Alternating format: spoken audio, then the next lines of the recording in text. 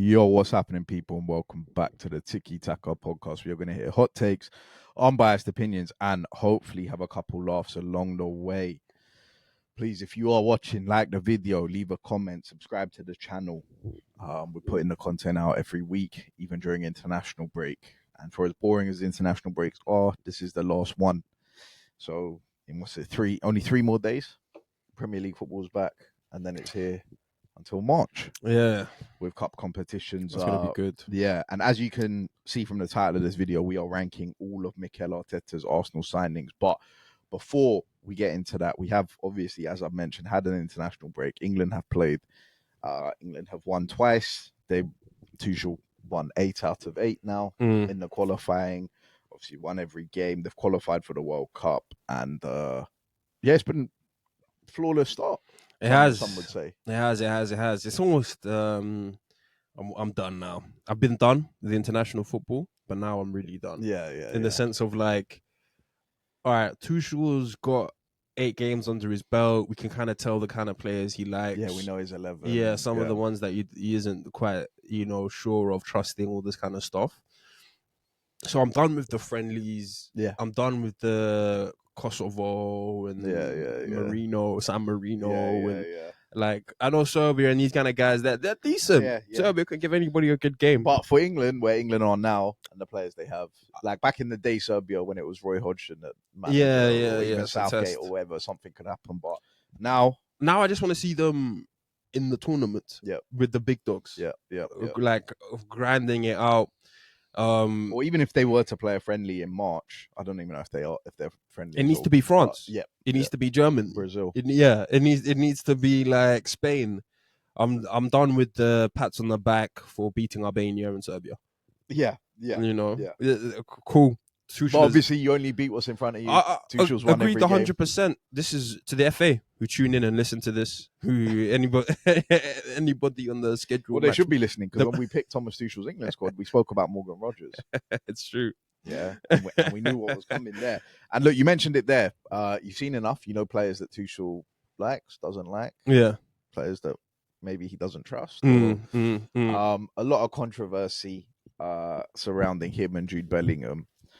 Now, we met up on Sunday, and when I saw you on Sunday, there were just quotes dropping or whatever. When I got back, did the deep dive, it doesn't actually look like Bellingham did anything wrong, and it doesn't actually look like Tuchel called him out. Talking about like that. I think they told Tuchel about the situation. Bellingham was throwing his arms up and whatever, and then Tuchel was reacting as if Bellingham had done that. He was saying if he's done that. But Fabrizio dropped the quotes that made it seem like Tuchel was just coming for him, and then there was a mock bomb about reviewing. This is how you know. Yeah, go on. This is how you know that it's not just me that's done. The media, the English media are going to be the English media. But now they're really like picking at scabs, trying to create a story. After they've won 8 from 8. That's what they're trying to do now. But going into the World Cup, that's what the English media. The media really want to be killing him for that 1-0 loss to France. And is this England team prepared? We're going to be ready. That's what they really want to be getting into. But because there's nothing to really say. This is the biggest story. They're picking on Bellingham, just like they picked on Sterling before. But aside from that, which was over the top from English media, and as per, there is something not right. There is. I agree. Tuchel and Bellingham because we know how good Bellingham is. We know that Bellingham is he's pretty. You can pretty much say he's in that bracket of he should start for England when he's fit. He should start for England along with Saka, Kane. I'm not gonna lie. If it wasn't Tuchel, this wouldn't be a story. This wouldn't be a narrative. I like guaranteed. If this was literally any English manager, Eddie Howe, whoever you think is like a top English manager, they would be playing Bellingham. No question about it. The media would be in a frenzy if Bellingham wasn't starting playing games, heavily involved in the team or the squad. Because it's Tuchel, you kind of know that Tuchel has the pedigree. If anybody's going to drop Bellingham, it can be Tuchel. So there is a story here. Potentially. Also, do you know how much of a frenzy they'd make? Even more of a frenzy than an English manager, Eddie Howe, or whatever, if Tuchel hadn't won 8 from 8. Exactly. So it's working. But the pedigree, and this is why the media is tough to be an English manager / player because they can't lose. Yeah. Now it's like they'll dig out Bellingham for his behavior and Tuchel's talking, even with the Jet Speds things, Tuchel's talking about you're always an English international. You're always representative. He's doing Thomas Frank's jobs for him. Even when you go away, you have to remember that you're still part of the group here, the core 23, whatever it is, yeah.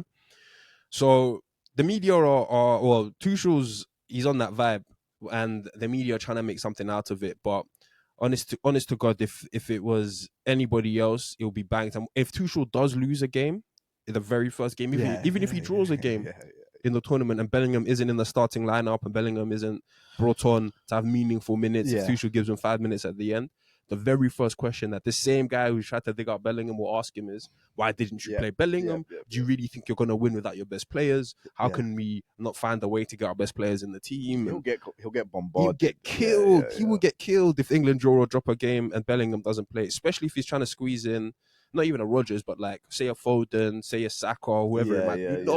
The media have got their certain guys who they're ready to. But at the same time, they would do it for anybody. Exactly. Right? Like if Saka was in that situation and he wasn't playing. Let Reece James go and get injured in the tournament, and Trent's at home. Yeah. And everyone going, well, how did you not prepare for this or plan for this to happen? How many international tournaments has Reece James played? They played all the way through. Is this a trustworthy person? Well, Trent was the other one that I was going to come on to, because there are quotes from Tuchel. That Gerald Kwanzaa is ahead of Trent Alexander-Arnold at the minute because Gerald Kwanzaa's played every minute for Bayer Leverkusen. And that's a right back.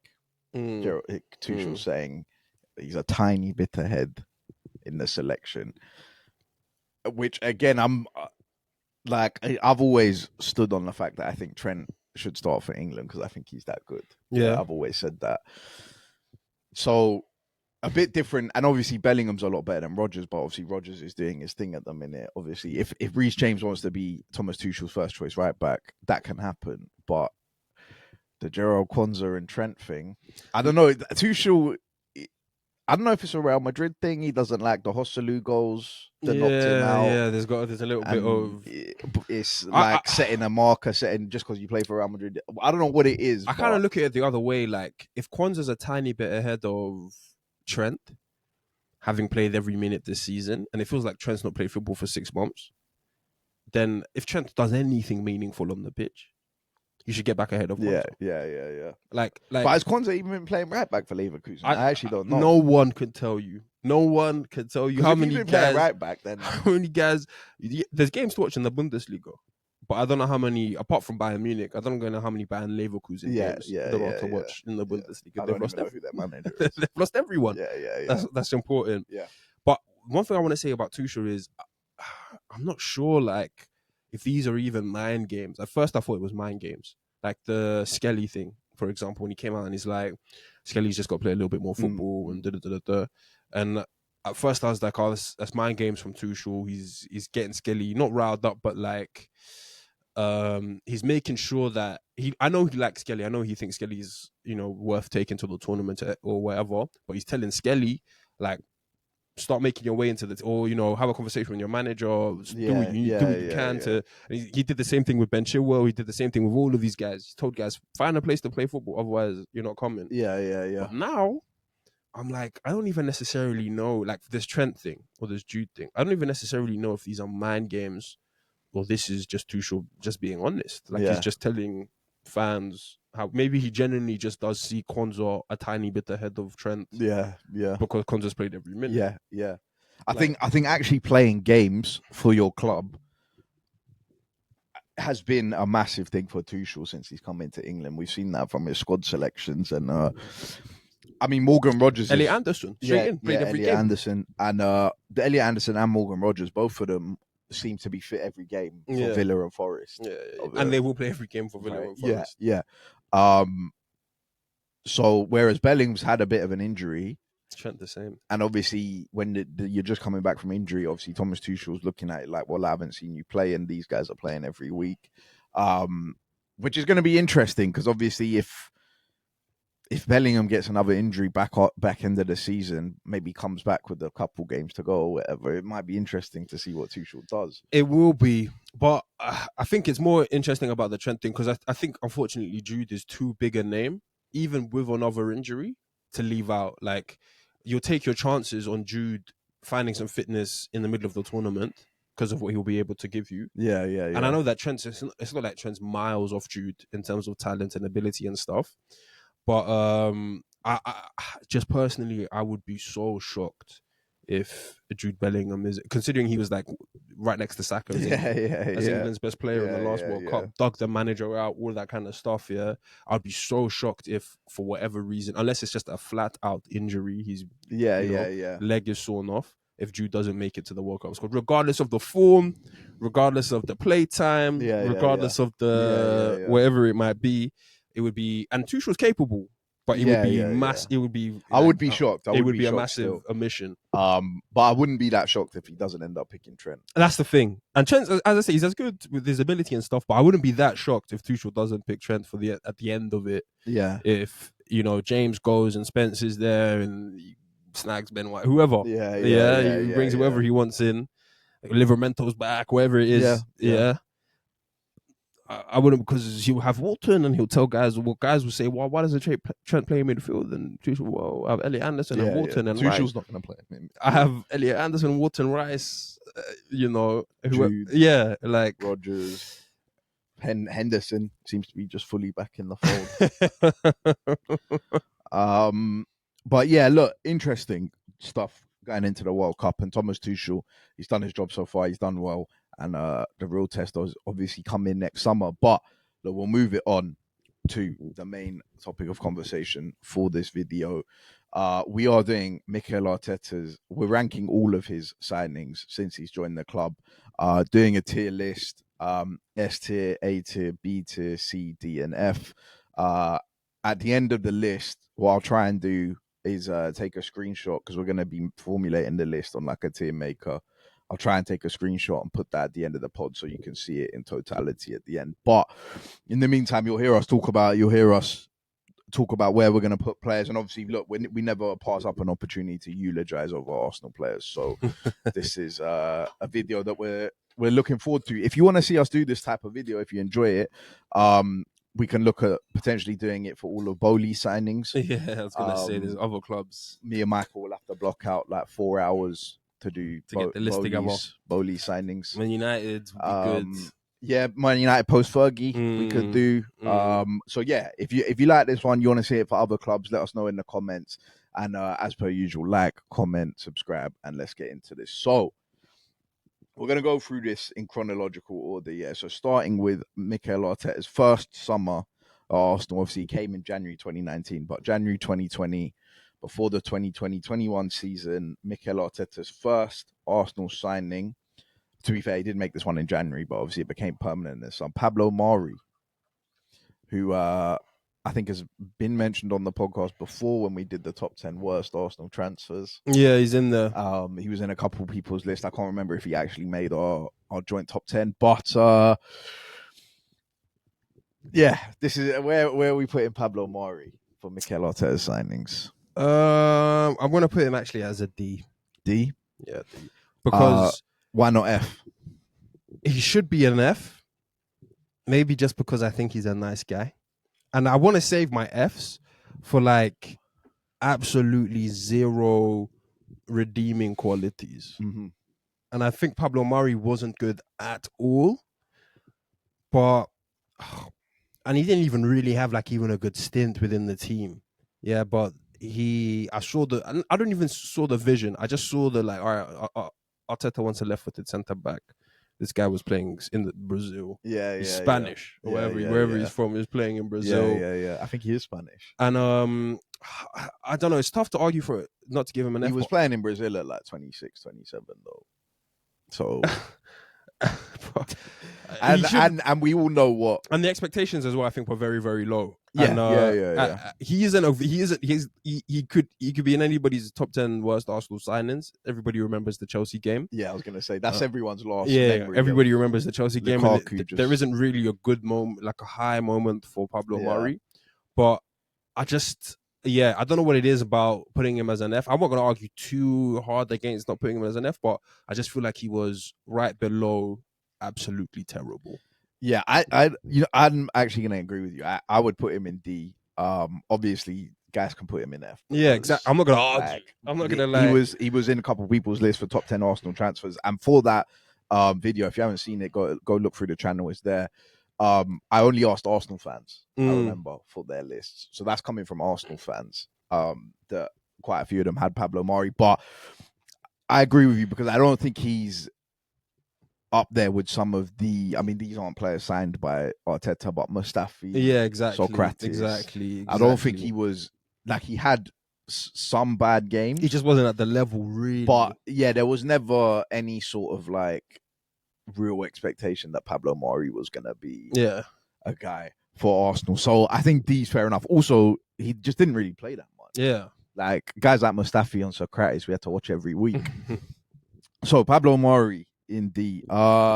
Cedric Suarez. I'd actually go C.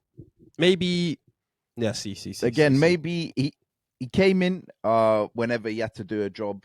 Obviously, I remember when Tomiyasu came in that season and he got injured. Cedric came in. C's high, but C is quite high. But the only thing is, he had more than Pablo Mari did in terms of a stint in the team. Where I was like, okay, he had that little run. Yeah, and he did his thing. He had that little run when Tomiyasu or Bellerin was. Is it Tomiyasu? Yeah. So when he was first signed, he kind of had a bit. Kind of starting role, but he wasn't good enough. Yeah, exactly. Then Tomiyasu came in, and that season when we were chasing top 4, Tomiyasu got injured, and Cedric came in and he did all right.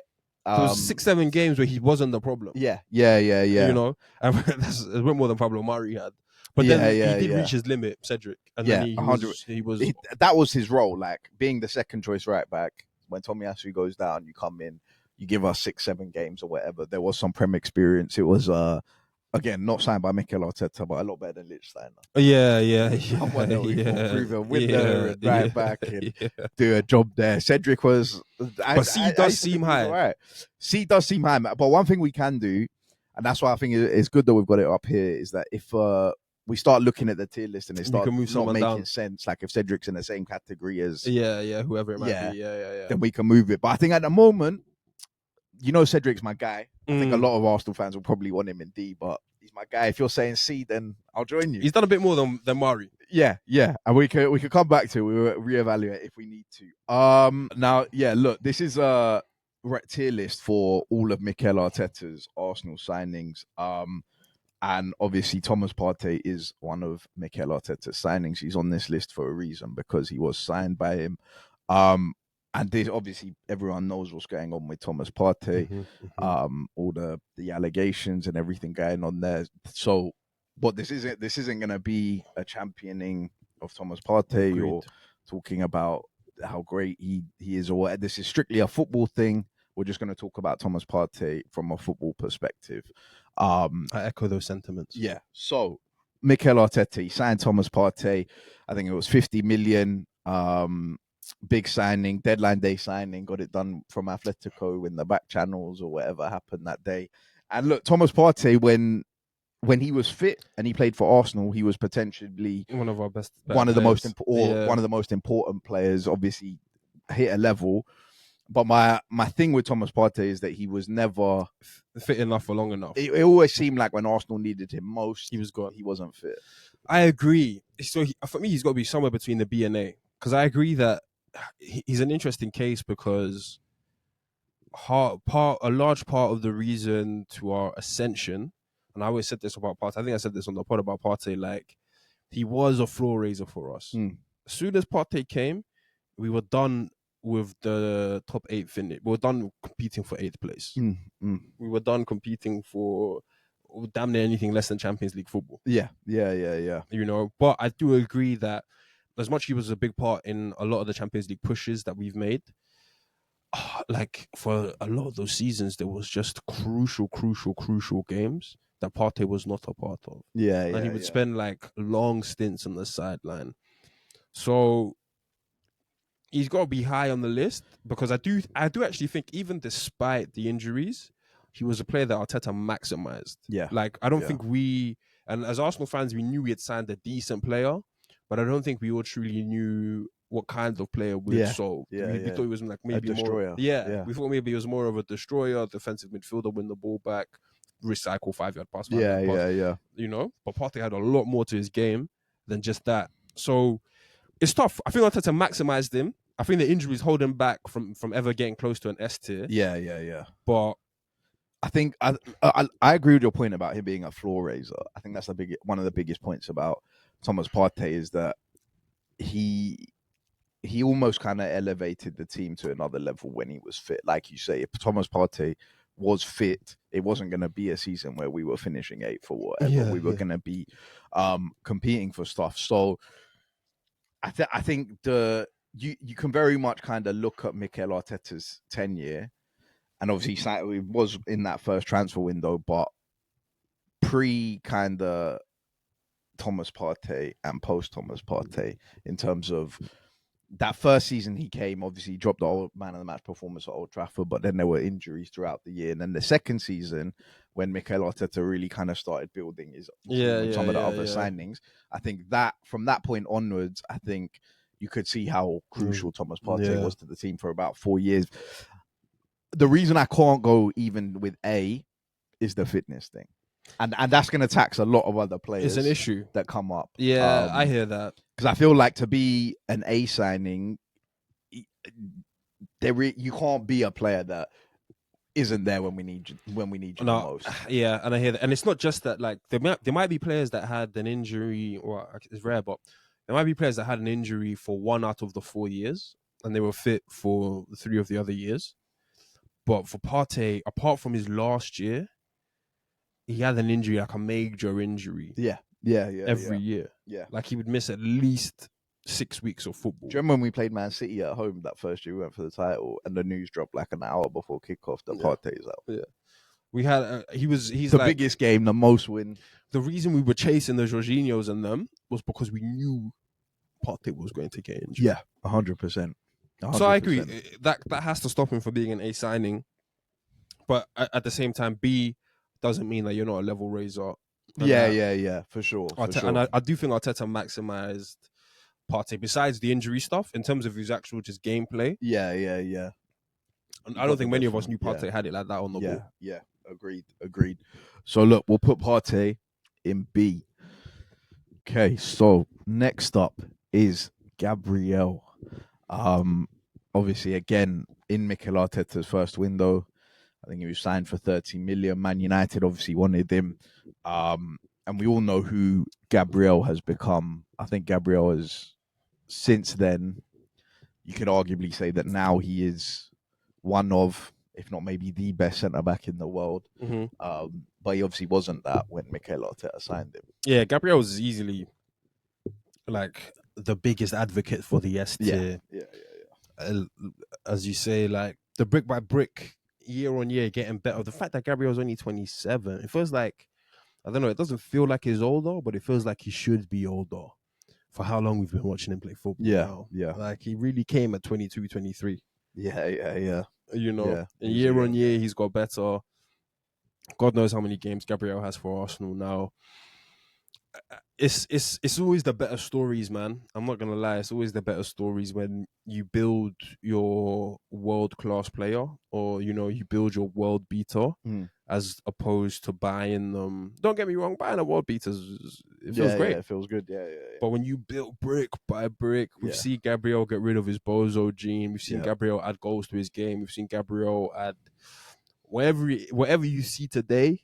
Leadership, all of it, calmness, serenity at the back, all of that, and not many players can actually get rid of the bozo gene. Yeah. When they have it, completely, entirely. It kind of sticks to them.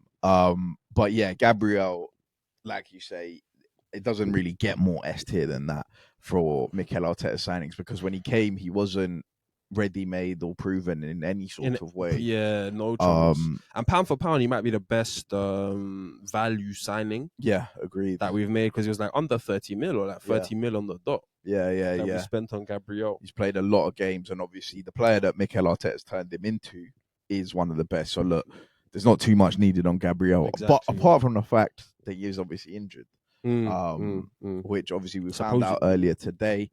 With some big games coming up, obviously North London derby, Bayern Chelsea. Looks like Gabriel will miss all of those. News is 1 to 2 months. Arsenal are still assessing.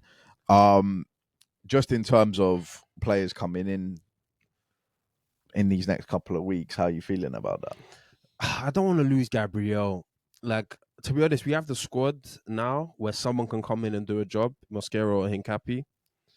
But especially for the next 3 games, like if Gabriel does his whatever he's done, he's growing next Saturday, next Monday. Yeah, Calm. yeah, it's all right. It's Yeah, like, not calm, but like you know. Yeah. But Yeah. like, he's our big game player, and we've got 3 big games next. Yeah. So other guys can come in and do a job, and I have full faith in them to do that. It's not a Pablo Mari thing. Yeah, It's not yeah, a holding thing, but it's bad just the timing. fact that we have big games. Yeah. And we know how Gabby is. Yeah.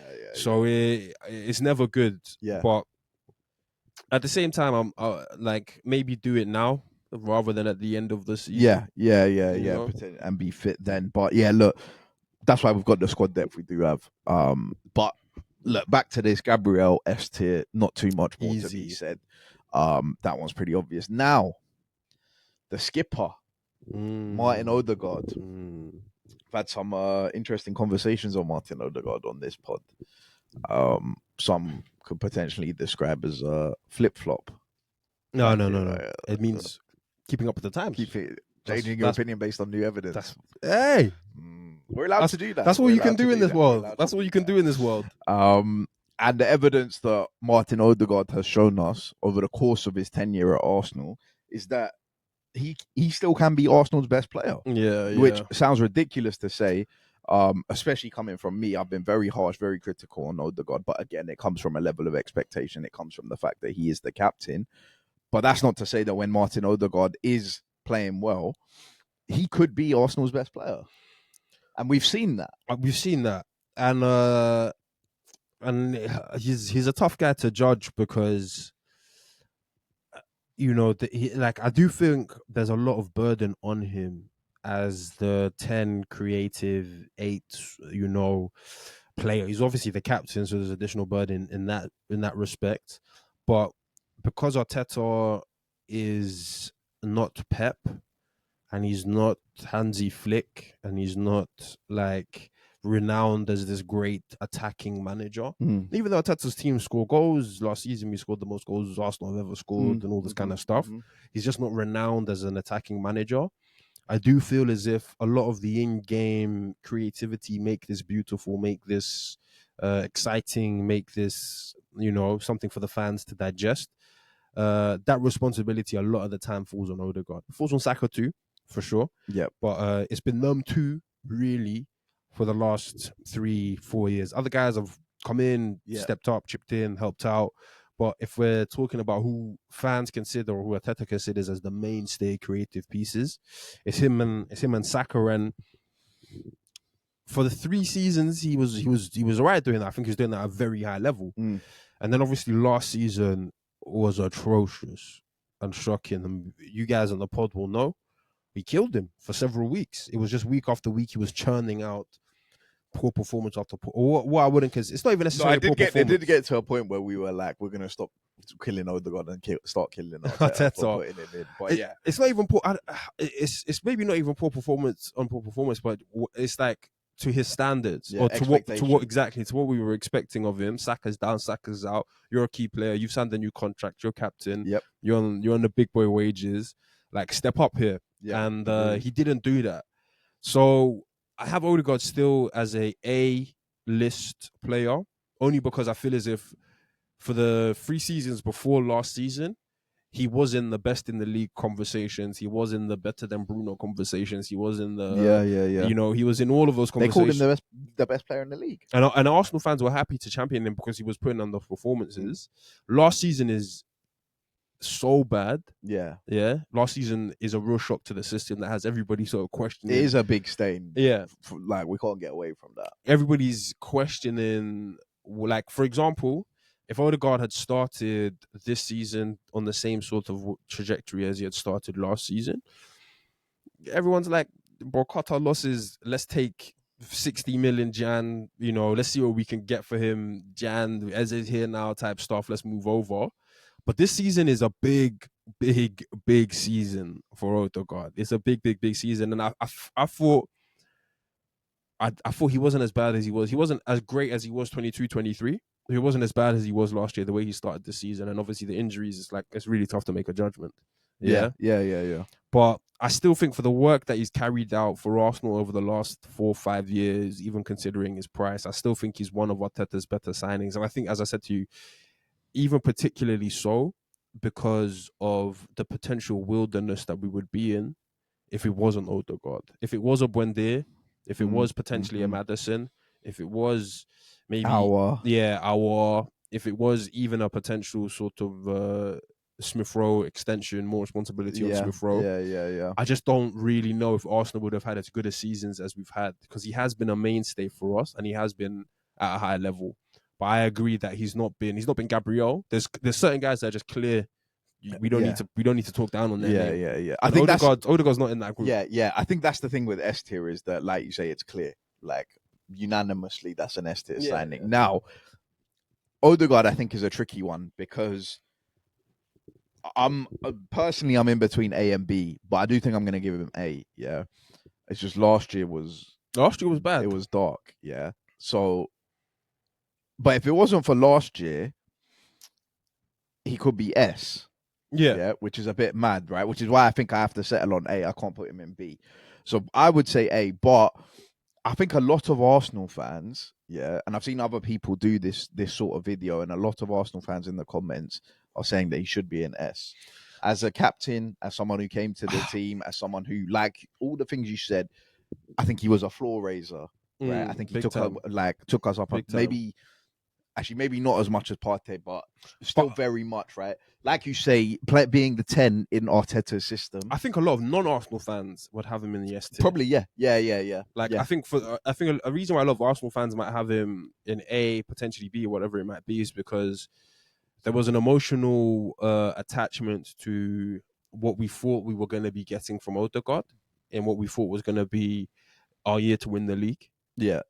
So I think there's and I'm not like talking down on Arsenal fans that have that emotional attachment. I have that emotional attachment in the sense of like, it's harder for me to forgive Odegaard for a bad season because I was really expecting it to be a great season, as opposed to other fans who you're one of his most staunch defenders. It's the same thing. I don't know if it is the same thing, but like, I don't necessarily look down crazy on Hazard's bad year. That bad year that he had, because I know, like, for this, I was in the league for like 7 years, 8 years. For 7 out of those 8 years, he was one of the best. He was a top player. So if he's for 1 year he's out and he's not that great, like, I'm not gonna. I've still feared Hazard even during that down period, stuff. But Chelsea fans they're not gonna have Hazard in bad conversations. He's won them 2 Premier Leagues, but Chelsea fans might find it a tougher time to accept that bad year, because they would have thought X, Y, and Z. I love Hazard so much. I am expecting X, Y, and Z from Hazard. I just feel like I'm in that place of Odegaard where it was like a lot of the smut I put in his name is because I had personal bias expectations that Odegaard was going to rise. I was saying every week, please rise, show me some fight, show me some desire. It didn't even fight on the pitch as much as you fight for him. It didn't even necessarily need to be a like, Odegaard has to leave the game with 2 goals and an assist or that kind of. He just has to leave the game with a like imprint. Exactly. Like Odegaard gave it his all today to get us that win, and there was way too many games. Where I thought Odegaard was happy to see the result out. I mean, we drew bare games last season with 0-0, 1-1, and Odegaard can't change any of those games. So I feel like that's where but also if he does become the Arsenal captain that brings the Premier League back to Arsenal, he shoots up. He can go straight into S tier, provided obviously there's minutes in there and whatever. But what I was gonna say on Odegaard is that I think there are rival fans that probably will put him there, but obviously rival fans will love to knock him down, obviously, because he's been in conversations with Bruno and KDB and all of that. But in terms of, because I reckon if Nick was here, and Nick can tell us in the comments, 100%. But I think a lot of that is to do with Martin Odegaard. For a lot of Arsenal fans, is kind of like almost like the shining light of yesteryear. Like, he could get into players we used to have all of the Arsenal teams. And I think a lot of the Arsenal fans and the way Arsenal fans like are coded. And Yeah, I DNA agree. of Arsenal fans. I think there's a lot of like even guys like Turkish whatever on AFT or not AFTV anymore, but they Turkish LDN. Yeah. They and they're the kind of people that I think would turn on Odegaard because of how poor he's been, but they're always there giving him some sort of grace, some sort of leeway with injuries, because of the footballer that he is. Exactly, because I was gonna say, like, I mean, we're all Arsenal fans, so we've all watched Odegaard have good games, yeah. And like when Odegaard does have a good game, he's one of those ones where it's super tough to kill. Yeah. Like he is Mr. Jogo Bonito. It's that pass. He has that highlight play.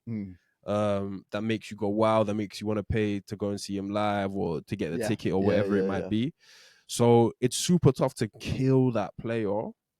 Like for example, Trossard is going to be on this list. It's easier to kill Trossard after a bad game just because it looks awful. Yeah. And even sometimes Trossard on his best games, it's not like the most beautiful watch, but effective. As opposed to Odegaard, where it's like on his best day, all you want to do is eulogize love on him for arson reasons, for all it's just beautiful football, Jogo Bonito. So I hear it. It's tough to completely close the door.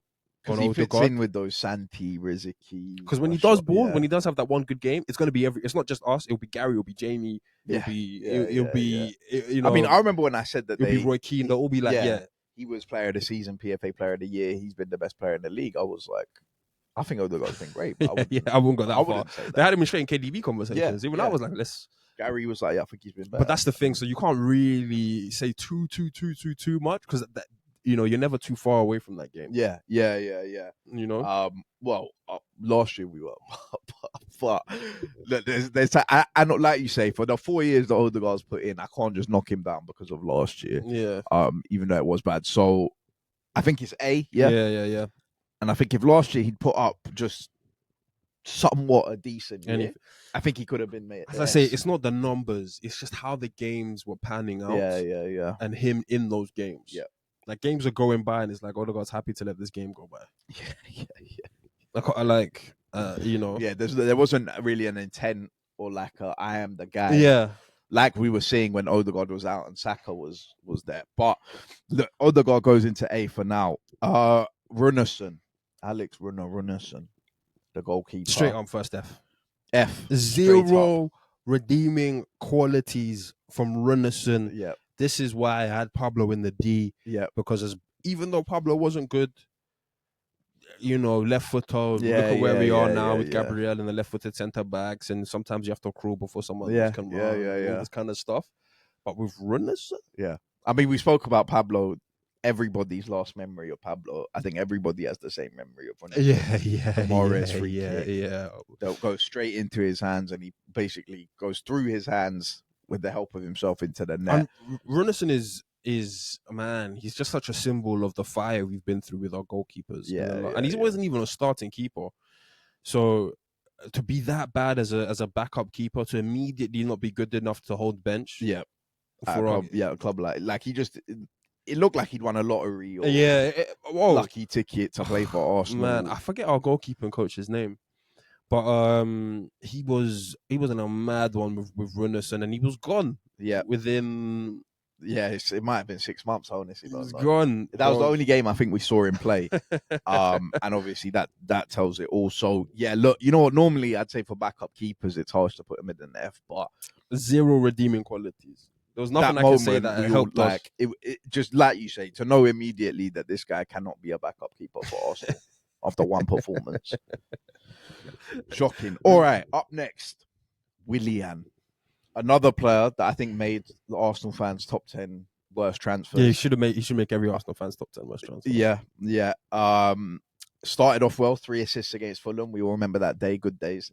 But didn't score a Premier League goal until I think it was the second or third last game of the season. Oh, did he? He scored that free kick against West Brom. I think it was match week 35 or something. Yeah.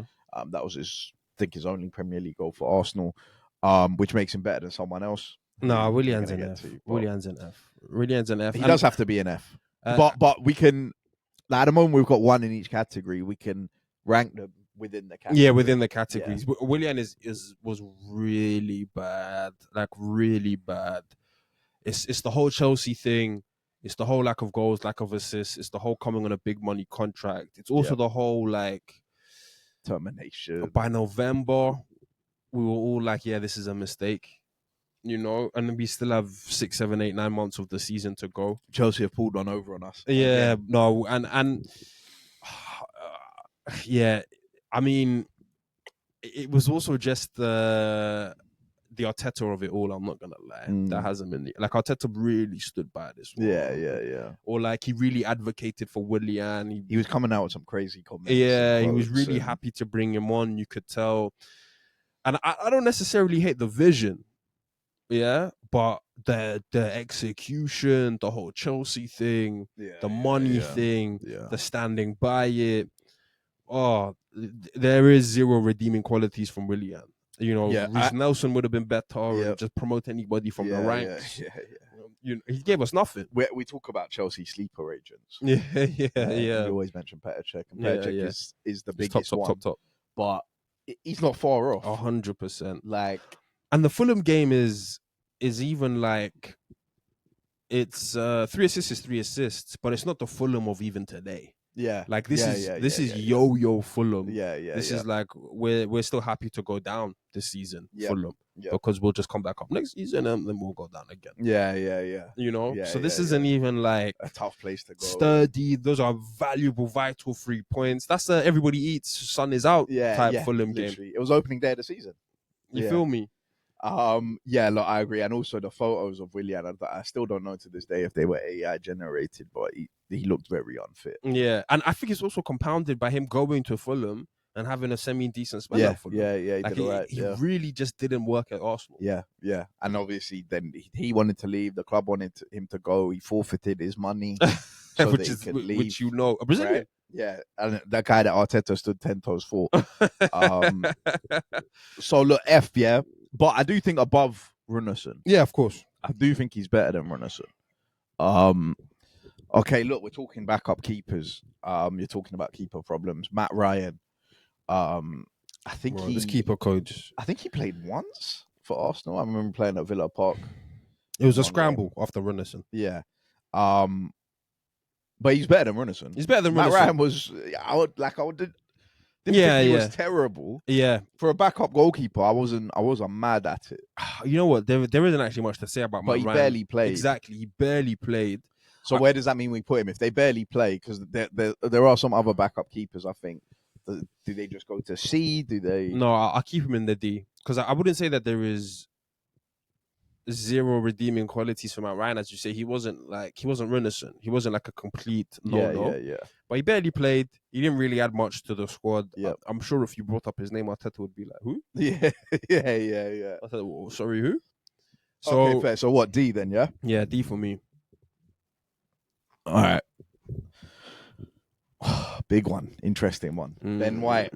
And look, so those that we've mentioned there that are in the tier list were the 2020-2021 signings. Arteta's first season. Now, which look, from the look of it, we've got one in S tier, one in A, one in B, one in C, 2 Ds and 2 Fs. So that's not a great transfer window. Yeah. From Mikel Arteta. But this next one, 2021-22, when a lot of pressure was on Mikel Arteta, he had to get it right this year. The signings that were made, I think potentially one of our best transfer windows, one of our most important, transformative. should 100%, 100%.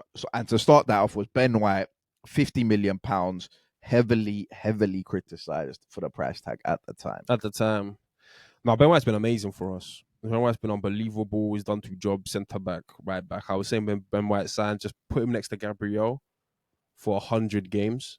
50 games. Let's just see what we have between those two. Ben White's good on the ball. Gabriel's the hard man. I was liking the duo. Then Ben White's gone to right back and he's done even better than he was doing at centre back. He was phenomenal at right back. And right back was somewhere that I think we could probably both say I never thought I could see Ben White play right back. I just never thought that would really and work. now he's considered an attacking right back, which is crazy because he was a centre back. Yeah, 100%. So 100%. now the fact that he's an attacking right back is even more nuts. And I think that adds to his quality as a player. William Saliba's come in. Can you learn to play a different position? Yeah. He's one of our IQ. Can you understand the angles? Can you link up with other players? Arteta loves him for sure. For as you say, for his football, just like football playerness, football like.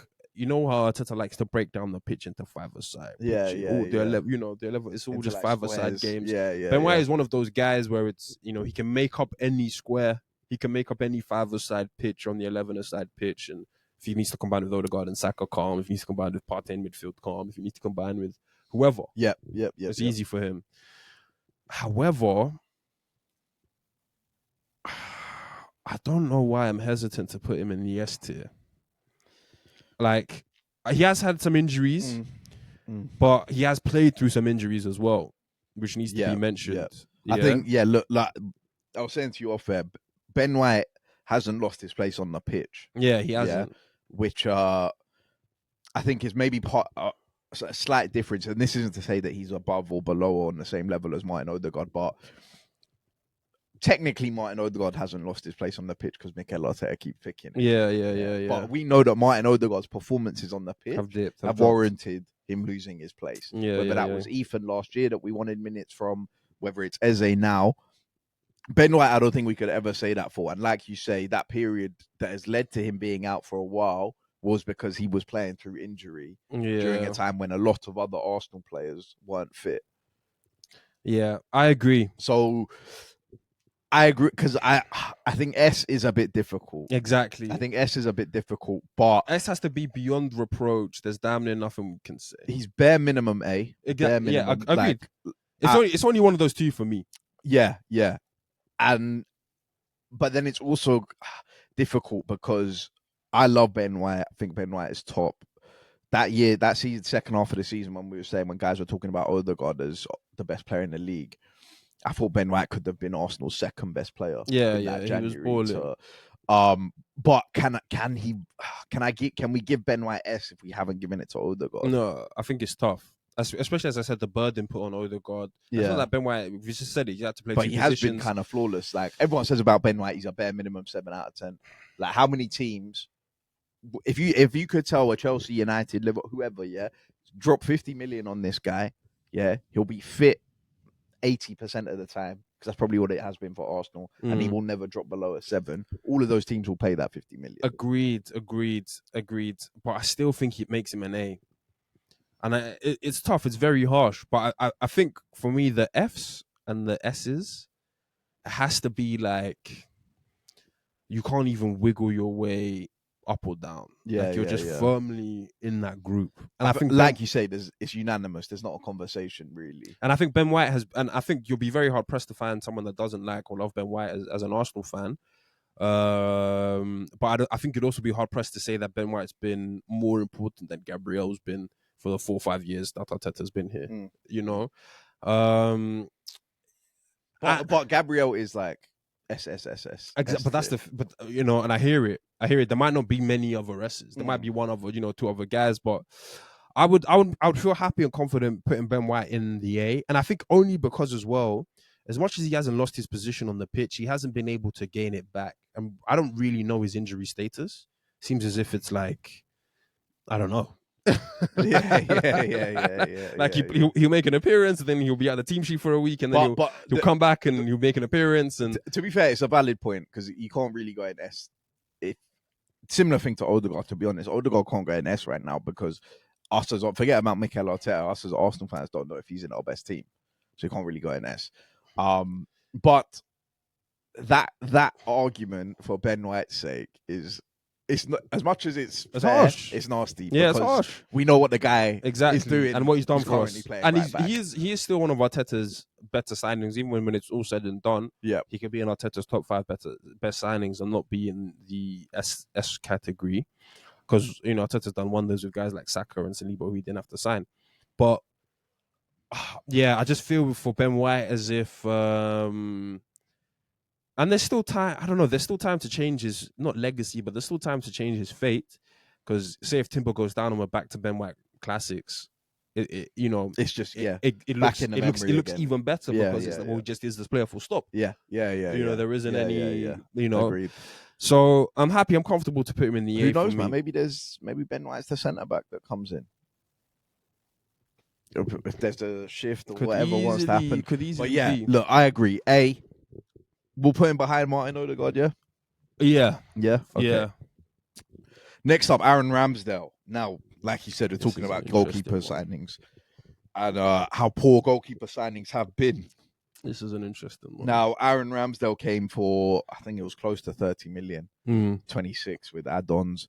And I remember saying, because we went in like 3 times for Aaron Ramsdale. I remember saying to people, like, guys were trying to rage bait me into talking about Aaron Ramsdale. I was like, well, It's not going to happen. They're not going to pay 30 million Yeah. for Aaron Ramsdale, yeah? Not everyone, but bare guys had that same sentiment of like, don't talk to me, it just isn't going to happen. Yeah. Arsenal just aren't going to do that. All the guys that were losing their heads over signing Ramsdale are just the fans online who lose their head over any rumor. Any and every rumor. They just lose their heads over it. Yeah. So it was like, why would you even listen to this guy? It could come from trust me, bro. Yeah. But I think with Ramsdale, it was like, back-to-back relegations. Arsenal aren't going to go there. He hadn't shown anything really that he was any sort of a decent keeper. And it was also kind of a bit similar with what happened to Ramsdale. It was like, we kind of knew that Leno like wasn't great, but he also wasn't one of the problems we absolutely needed to address at that time. Exactly. Agreed. And obviously Arteta made the choice to keep Leno over Emi Martinez when that happened, and Emi Martinez left. But Ramsdale came in, and very soon he got his place in the team, and very quickly he became a fan favorite. They all loved him. They sang his name. He was coming up with big saves. He was getting tweeted by Peter Schmeichel. Yeah. And it was the closest Ramsdale has been, even up until now, so far in his England career, to being England number honestly, one. the yellow brick road was there for Ramsdale. And he, again, like I said, it's not so much that Ramsdale needed to lose his place or that Ramsdale was one of the priority positions Arsenal needed to change when they changed it. So it's a difficult one. I think Ramsdale's super difficult to judge because he, like Partey, you could say was a floor raiser. Yes. Like, as soon as Ramsdale came in, it was just top 4 that we were competing for. The ability that Ramsdale had with his feet transformed what Mikel Arteta's football looked like. Exactly. And that was second to his shot stopping. He was a great shot stopper. Yeah. But you know how Raya looks compared to Ramsdale is what Ramsdale looked compared to Leno. Yeah. So that it looked like a massive, like this. Yeah, it was huge.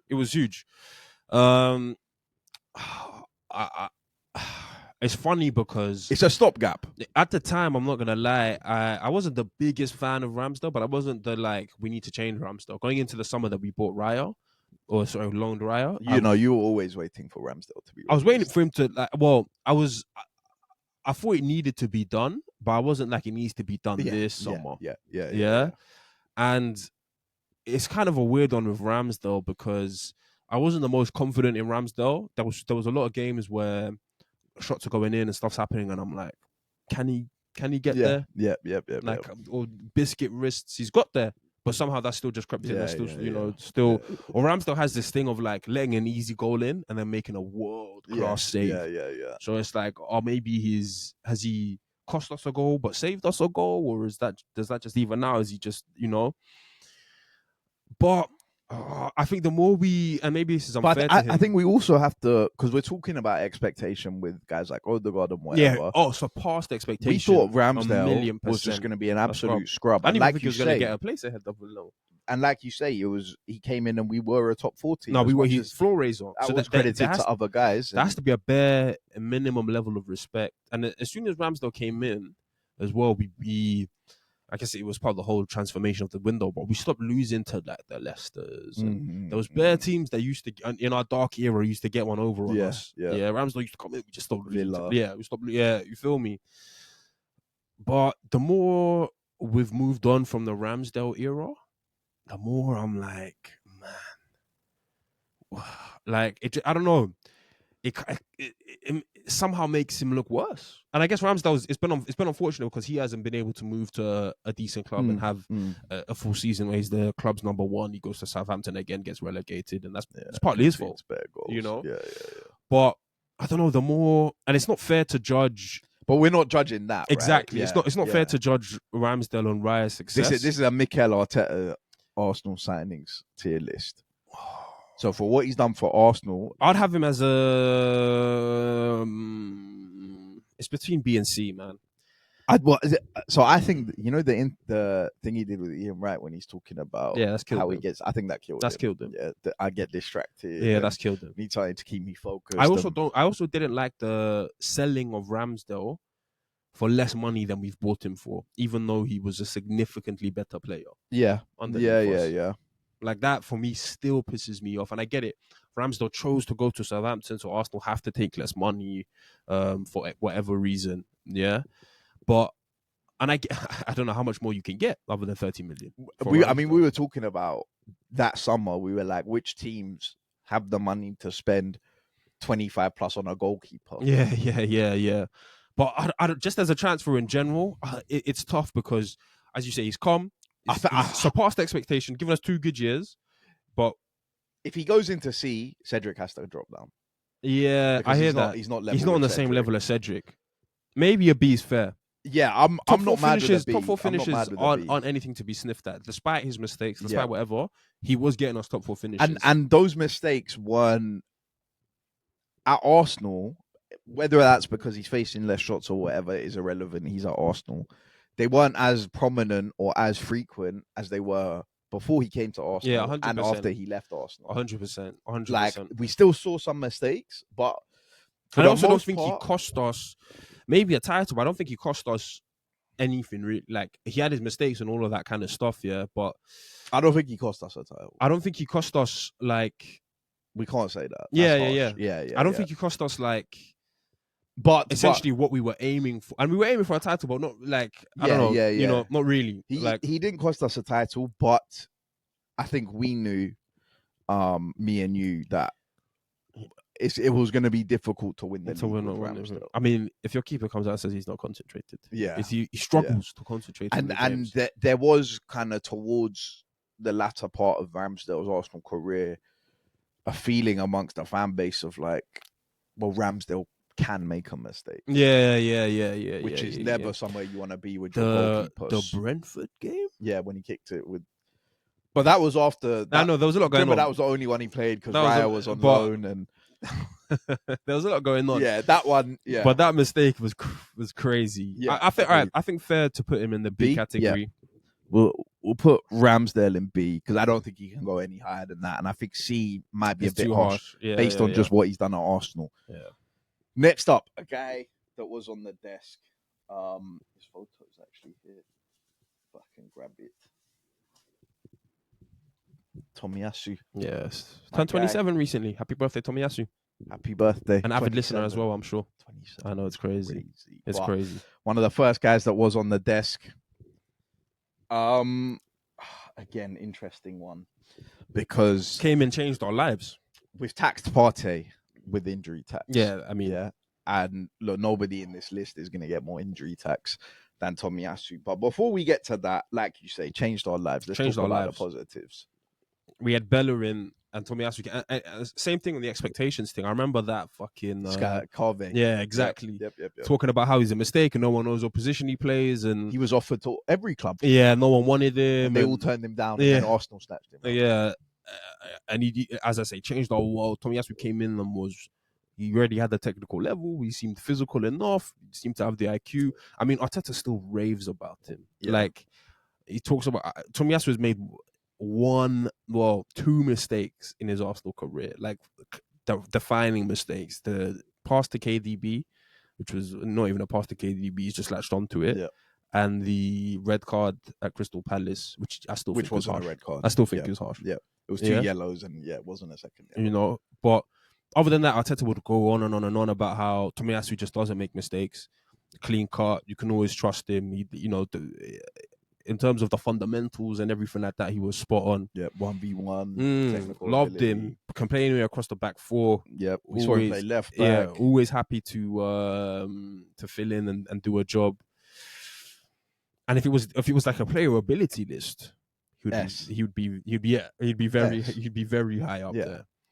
But because if like you say, if it was a let's just rank these guys based on when they're fully fit. Yeah. But then to be fair, Ben White, Odegaard, they can all go up there.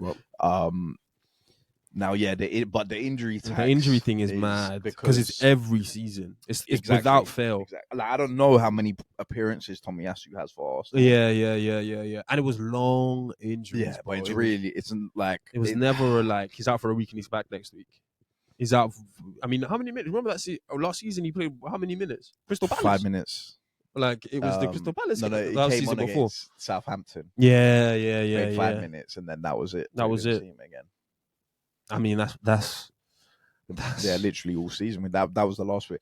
And before that, he got fit that 23-24 for the last 10 games. And remember, he basically played every single one at left back for those last 10 games. And did a job. Like, look, there's no denying his quality. I've been a big Tomiyasu. We've both been big Tomiyasu guys. But I don't think he's probably played more than 20 Premier League games in a season, 22 Premier League games, and that was his first season. Yeah. When he got injured in Jan and then came back. After that, I remember after the first 6 months in his first season when he was balling and then he didn't play. And guys were like, was Tomiyasu even real? Like, did that happen? Did that guy exist? The Ian Wright meme. That always used to come up. So, and look, because of that, we've spoken about Ben White, even Odegaard, they've been fit pretty consistently, yeah? And obviously Ben White's injury came from actually playing through injury. So he can't go in A. No, he can't. Yeah. Now, I don't even know if he can go in B. Yeah, but I can't... It's tough. It feels bad doing this to Tomiyasu. He's ahead of Cedric though, but Cedric's in that category because it was just he was offering something. You say, Tomiyasu, if he ends up in that category, it's because of injuries, which is somewhat fair, I would say. It is only because if the club ultimately have to come to an agreement with you, like in the middle of preparations for a new season, that we actually just can't have you on the books. We don't trust your fitness, or we've had third, fourth, fifth opinions on your condition, and this just isn't going to run. Like, I don't think anybody has left Arsenal in the way that Tomiyasu has left Arsenal. Like, I was shocked actually when that news came out. Yeah, that Arsenal have decided to just come to an agreement to pay him off, terminate the contract. Yeah, and Tomiyasu's on board. Like you say, 27, still doesn't have a club. We still don't know what injury he has, where he is in his rehab process, what his plans are for the future. But it just feels harsh because we can say he was a stopgap, just like Ramsdale. But Ramsdale was a stopgap in the intention to be a stopgap. Yeah, I think Tomiyasu was. Maybe, but he was signed for less. I think Tomiyasu was actually maybe bought with the intention to be a stopgap, but then it was like, well, no, actually, we have something here. And then it was like, okay, no, what I thought we had is there, but isn't available. Whereas Ramsdale, it was like, we've brought you to be a stopgap, and you've been a stopgap. Because remember, we wanted Raya when we got Ramsdale. Yeah. We wanted Raya when we got Ramsdale. He's half the price of Raya. He's like 18 million. Yeah, that he was bought with the intention to be a stopgap before the world knew the ability that Tomiyasu had. Yeah. You know what? We're putting him in C. It's tough. I know. Okay, up next, Sambi Lokonga. A lot of conversations were had about Sambi Lokonga. Vincent sold us a Company dream. Famously said that he could be the next Yaya Toure. There were shades of that in his game, but it never worked out for Sambi Lokonga at Arsenal. We saw glimpses, if you could even say that. Some people probably will say that we didn't even see that. And I think he's at Hamburg now. Potato for what was it? Maybe 1.5 million. It could have even been for free. He was signed for about 23 million. Where's Sambi Lokonga He's going? D. He's right next to Pablo Mari and Matt Ryan. Like he wasn't. But he's arguably done less for Arsenal than Willian. Yeah, he has. And Willian was a free transfer. Yeah, but I think even with the money that was spent, like we thought Sambi would be, when we first bought Sambi, it was like a good young player that maybe in a year, 2 years' time can be something for us. And then obviously within those 2 years, we were like, actually, maybe this guy's got to go somewhere else. But I do think that he like, I could see the vision with Sambi. There were some redeeming qualities. He just never had, whenever Arteta would give him 45 minutes and he wouldn't impress. Then Arteta might give him a 20-minute cameo and he would just lose the ball at the end. But there was some moments, even that loan he had at Luton, there were some moments, there were some games where you would see it. I'll be like, okay, well, he's ping. But I still think those are less than the moments we saw from Willian. But I don't think Sambi is. And for 23.5 million. Or maybe that's too much. I don't know. Around, it was around there. Yeah, we'll call it 20. We'll call it 20. But I don't know if he was a complete and utter failure like Willian was. Like, really? Yeah, I don't. But like, what did he offer Arsenal? He came in 2021, 22. He's probably got less than 10 to 15 Arsenal appearances. Yeah, Sambi, I can categorically say Sambi never took the chances that were available to him. Like, he never showed for more than 20, 30 minutes, 40 minutes in the game that, you know, he was really ready to take on the responsibility at Arsenal. But I just think, I don't know. I just don't think he is. I think he's an F, man. I don't think Sambi's beyond redeemable. Like, beyond what his quality as a player or his Arsenal stint. His quality as a player and his Arsenal stint. Like, I don't know. My Fs will be like, man, as I say, there's nothing to. And I guess, look, he's not far from an F. I'm struggling here to find the reason to have Sambi in the D, because I think. But I have him right next to Pablo Mari for what he's done for the club. He wasn't at the level, but he wasn't completely dog shit. He doesn't have brain dead. Oh, this has cost us directly 5, 6, 7, 8 points moments. And with Willian, who might not have had many of those games, we expected Willian to win us games. And it was just, man, it was Nelson, can you do something for us? Eddie, can you do something for us? But when I think of the two players, I agree with you, because I think there's a quality within Sambi Lokonga of the player that he is that, for whatever reason, London life got to him, and he was outside or whatever was going on. But I remember more moments, quote unquote, good moments from Willian than I do from Sambi. No, I agree. There aren't many good moments. I think what helped Sambi is that Sambi was part of an Arsenal team and squad that were on the trajectory. So it's kind of viewed, whereas Willian was part of the darkest. Yeah, that's fair. That's also a fair point. Like, I don't know. I think there's other guys coming up where the D category can be used. Or we could, we can put him in D and see what happens. But I think I just don't know if we can really redeem Sambi. I'm struggling to find a reason, but I just don't have him as, like, he's not a shit footballer. Yeah. But that's not what we're judging. Yeah, no, I agree. And he wasn't a good footballer for Arsenal, but I don't think he was a shit footballer for Arsenal. Whereas I thought Willian was a shit footballer for Arsenal. Oh, I think Sambi was pretty poor, man. Nah, because I don't think we saw him that much. Like, Arteta would give him a cup game and Sambi wouldn't impress, and then we wouldn't see Sambi for 3 weeks. And then Sambi would come and play a little 20-minute cameo, or someone's on a yellow or whatever, and Sambi would come in. We didn't see Renison that much. And again, he wouldn't impress, but what we did see of Renison, direct goal, direct. Costly. All right, look, some favourable treatment for Sambi. He's going into D at the minute. Now, this player, I think it's good he's come up next. I think this is one that can potentially maybe knock Sambi down. Yeah, because Nuno Tavares came for 7 million, whatever it was. Mm-hmm. Did the deep dive, another player that we didn't actually make profit on. I thought we sold him for profit. No, I think we actually made a loss. I think we bought him for like 7, and I think he was sold for like 5.5. No, that's ridiculous. 6 or whatever. That's ridiculously poor. I thought he went for like 13 mil. No. I checked it the other day. That's crazy. But That should be a guaranteed. You bought this guy like 20. Yeah. And you know, I think Nuno Tavares, he had some nice times at Arsenal. We want to talk about moments. This guy scored against Man United Yeah, Nuno wasn't. at home. He had bright sparks. Yeah. He did. Yeah. He did. And he was young and he was raw and he scored in his debut with his right foot. He's just curled it into the bottom bins and all of that. I remember. So I agree that Nuno is an interesting case because he's done more for the club than Sambi for sure on the pitch and in terms of like being able to show his ability. Yeah, and being consistent with that. Obviously, Nuno had his bad moments. He was subbed off. That cup game. I think Sambi played that game with him.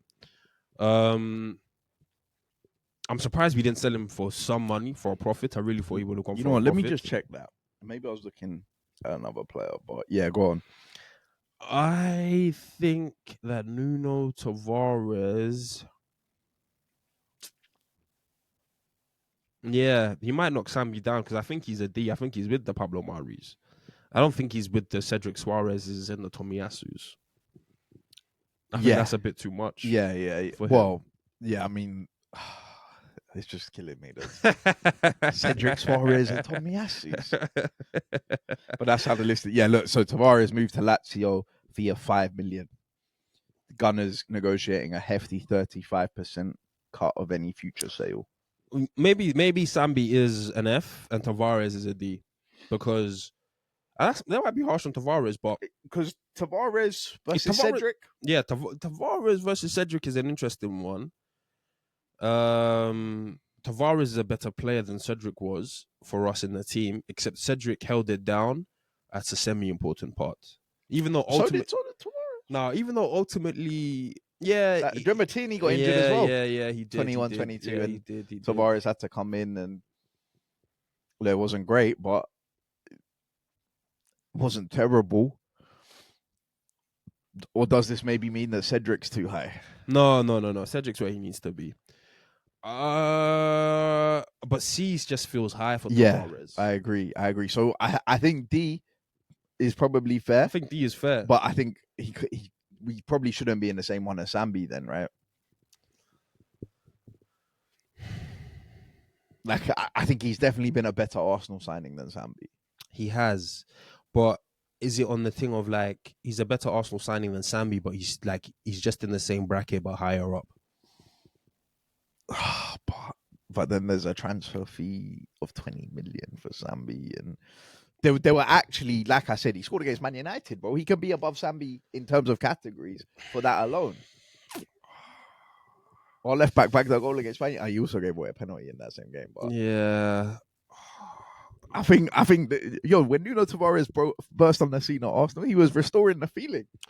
There was feelings, there were vibes for sure, and there was no vibes, there was no feelings for Sambi. But I don't know why I feel so hard done by to put Sambi in the F category. Yeah, you're really I didn't think you would really hang on to this one like this. I didn't expect you to have this much of an attachment to Sambi. Maybe he is just an F. Maybe he is just an F and Tavares is a D.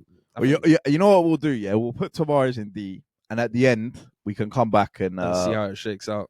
I'm gonna put Tavares at the top of D because Pause. Pause. Because I think he's. I didn't mind this Arsenal stint. Obviously, he needed to go and whatever. Yeah, you don't even know who this is. Can you tell me who that player is? It's that Marquinhos. No. But I had to. That's not even. It's Austin Trusty. My the guy who then went to Sheffield. He was at Sheffield United last year. He didn't actually play a game for Arsenal. Yeah. I don't know. Yeah, literally don't even think he made an appearance. So where does that mean we put him? C, D. I mean, Matt Ryan's gone in D, was it? Yeah. There's going to be a lot of D's, pause. There's going to be a lot of guys in the D category. Yeah. Yeah. Austin Trusty. One of Mikel Arteta's signings. Austin Trusty's gone into D. Next up, Matt Turner. F. Yeah. Another backup goalkeeper signing. Straight in there. What's wrong with what should be for Matt Turner? Matt Turner it's a dogfight out there, guys. From the start, we knew Matt Turner wasn't going to work, and Matt Turner wasn't like on the field terrible, but it was just the fact that Arteta had already come in with this philosophy. We'd sign Ramsdale. We're looking for a backup keeper to fill in from Ramsdale's boots. We go and grab an American. He's never played with his ball. The ball at his feet. Yeah. He's come in, and it was just so clear to me that it was never gonna work with Matt Turner. I thought we did him a favor on some visa stuff just to get him into the country. Just to bring him in. Like he No, that was Stan and Josh Concrete. They needed something. He in no way, shape or thought like fit the mold of players that we were looking to, or the direction that we were looking to move into. Yeah. Like no way. And I'm sure we made the loss on him. He did like a loan to Wolves, to somewhere else, and then he's gone to Forest on a permanent for nothing. And he's gonna leave Forest soon because everyone has agreed that he's not at the level. I agree. I think F for Matt Turner. I can't remember any good moments from him, but I will put him above Runners. Marquinhos now. Also another one that barely played any minutes. Edu. Yeah, this is had a couple. This is a visa job from Edu. Yeah. I owe your dad a favor. I owe your dad a favor. Bring the family over. Come. Yeah. Because he came. And he had like a loan at Norwich. He also had like 2 starts at Norwich. Yeah. It just didn't he work. He came back and then he was gone. At all. But I'll put him in the D category because, as I say, 0 minutes on the pitch. I semi-hit. At the time, we were like, do you remember he got like a cup game? Yeah. And I think he did get a Prem appearance in like one of those like 90+5 sub-ons. But at the time, we were relatively short on wingers. So there was maybe I could see that we needed to bolster. We were short on wingers when we signed William. Yeah. But he's not going in deep, bro. F? Yeah. I'm not. He did nothing. He did nothing. Like, how can we? What does Marquinhos? I don't even remember. Like you say, one Premier in the 95th minute. You did not. But that's what I'm saying. It's harsh. It's harsh to blame him because, like, did he really get a chance to showcase his talent? True. And he was never going to break in. So maybe that is a reason. But we can't blame Sambi. Sambi's been playing. But Sambi, no, that's a fair point. True. That's a fair point. Marquinhos, you know what? He kind of, he has to be an F because. I don't know. He has to be where Austin Trusty is. I can't lie to you. He has to be. Because he basically didn't play in it. So he has to be where Austin Trusty is. Marquinhos goes in D because we literally didn't see him play. But that was a poor signing, no doubt about it. Okay, so this now kind of really kicks off the 22-23 transfer window. Arsenal just missed out on top 4 at the end of the 21-22 season to Tottenham, infamously, and we came back, and the goal was still to just break top 4, get back to Champions League football. That was still just the goal. But obviously that season in 22-23, Arsenal went on to challenge for the title, and the transfer window had a massive part to play in that. And first up, we've got Gabriel Jesus back in training now. Demons home. Clip it. Oh, clip real. Oh, real. Jogo Benito, man. Everybody in the squad, whenever they ask anybody who's the most skilled, they still say Gabriel Jesus. Still? Still. They haven't seen him in training for 2 years. Still him, apparently. Still the most skilled. Those are some old tapes that you're watching. But Gabriel Jesus. I was clamoring for Jesus before he came. Yep. I said ahead of time we should go for Jesus. Early. Pep's going to get rid of him. And I remember there was a tweet from Ornstein in like April, May that Arsenal were looking around Gabriel Jesus. The second coming of R9, Pinkett, Jesus, all of that. Like you say, Jogo Benito. He's got the injury thing, like Partey does. Like, but his start at Arsenal, electric, as good as it gets. It was one of the best. As good as it. Literally the very first game, the debut, Crystal Palace away. Yeah. Arsenal getting that's a setup job. Crystal Palace away, first game back. But no, not for Jesus. They just come off winning 4 league titles. Yeah. He was moving to them. No, Jesus was. You got Martinelli tuned in. We had the Brazilian trio. They were there. Do you remember it's not just Pinkett Jesus, it's Pinkett Jesus and Martinelli. Yeah, for the first 2 months, 3 months, they were balling. Remember, it was like if Martinelli was scoring, Jesus was scoring that day. You know, if Jesus was scoring, Martinelli's assisting him. It was that. It was No, that but kind of team that I think we still need to separate Martinelli and Pinkett Jesus. Pinkett Jesus is up there. I think that's I don't know. I've seen stuff from Martinelli during those first 2 months that I actually haven't seen again, and he's still been a good player for us. Like that goal at Leicester from his left foot. Outside the box. But it's different, bro. This was guys were it's R9. Yeah, Jamie again had him in one of the best players in the league. Like conversation. we love that version of Martinelli. That was the best version of Martinelli, but nobody was calling him Ronaldinho. But it was looking like Arsenal had signed Jesus is a tough one. I think he's in the B category. Yeah, like you say, heavy injury tax. He was a razor for us, as you say. We were still looking just to get back into the top 4. He can't be A or S, even if he was fit, because I don't necessarily think that he would have got to the goal tally that we would have needed him to get to. Yep. To be in that group. Agreed. But the thing about Jesus is, even though he isn't the most prolific goal scorer, we've seen from a fit Jesus, or at least Pinkett fit Jesus, that there is a lot more to his game. Even Jesus, after the one ACL, was coming back and he was still running hard yards, and he was like the vet. Like he was still making sure that the young, like if it's Skelly or if it's Zinni or whoever it is, that you're not getting doubled up on. I'm here to help you. He had all of those attributes that I know Arteta loves. A title-winning mentality, basically. If like Pep said many years ago, if you play Jesus for 5 minutes, he'll give you everything for 5 minutes. And I've proven true for Jesus. But he was being played as a winger at Man City, and he came to Arsenal and he told everyone he's a striker. Number 9. Yeah, Arteta forced him to say that. And that's what he is. And that was wrong from Arteta. It's as a 9, he's not going to score enough goals, and that will restrict him.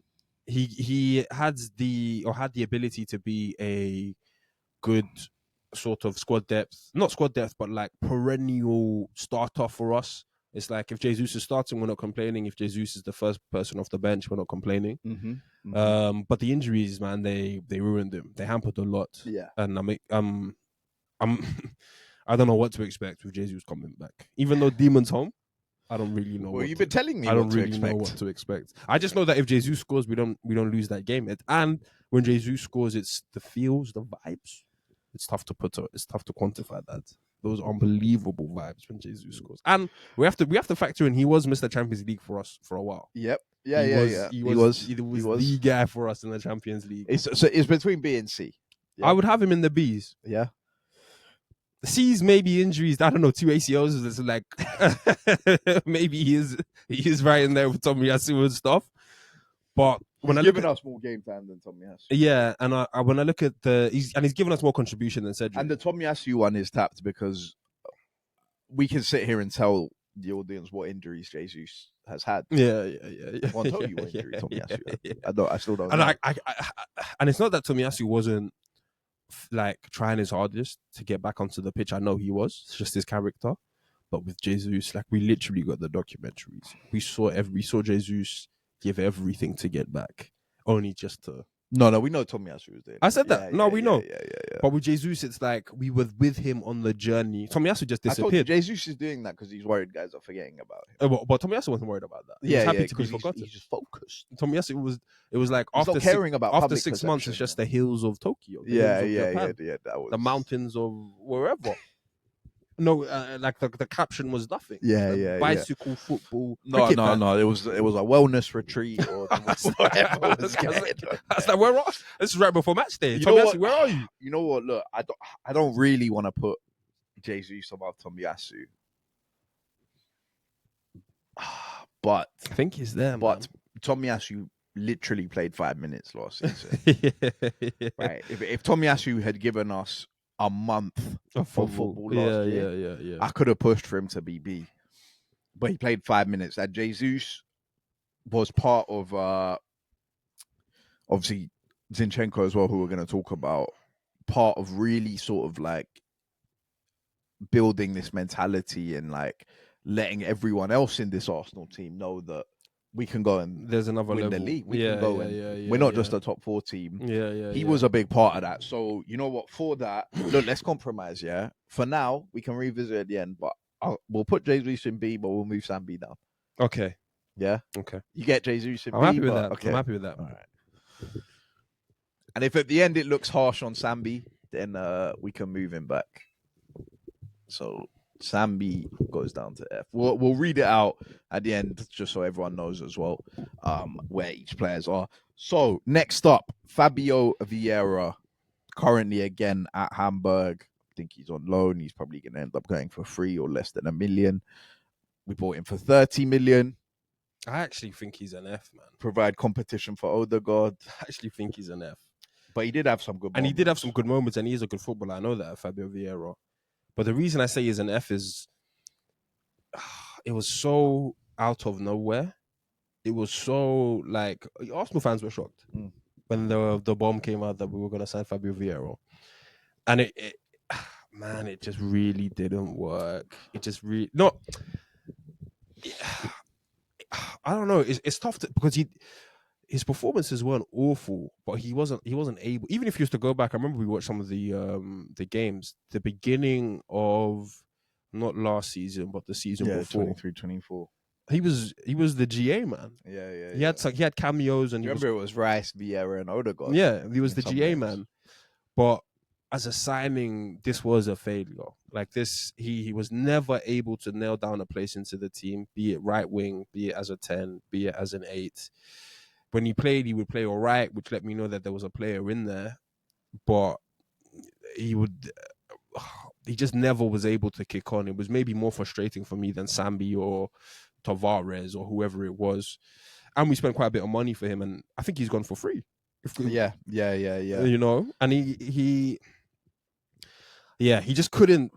For I don't even know if it's any fault of his own, but he just could not nail down a position in this team. And I put the failure more on Arteta than I do on Fabio Vieira, just because I don't even really know why we signed him. When we had Smith Rowe and we had Odegaard, and I think like with Fabio Vieira, as much as he had those nice moments, he's also with those other guys in the F category of like, was this really ever gonna work?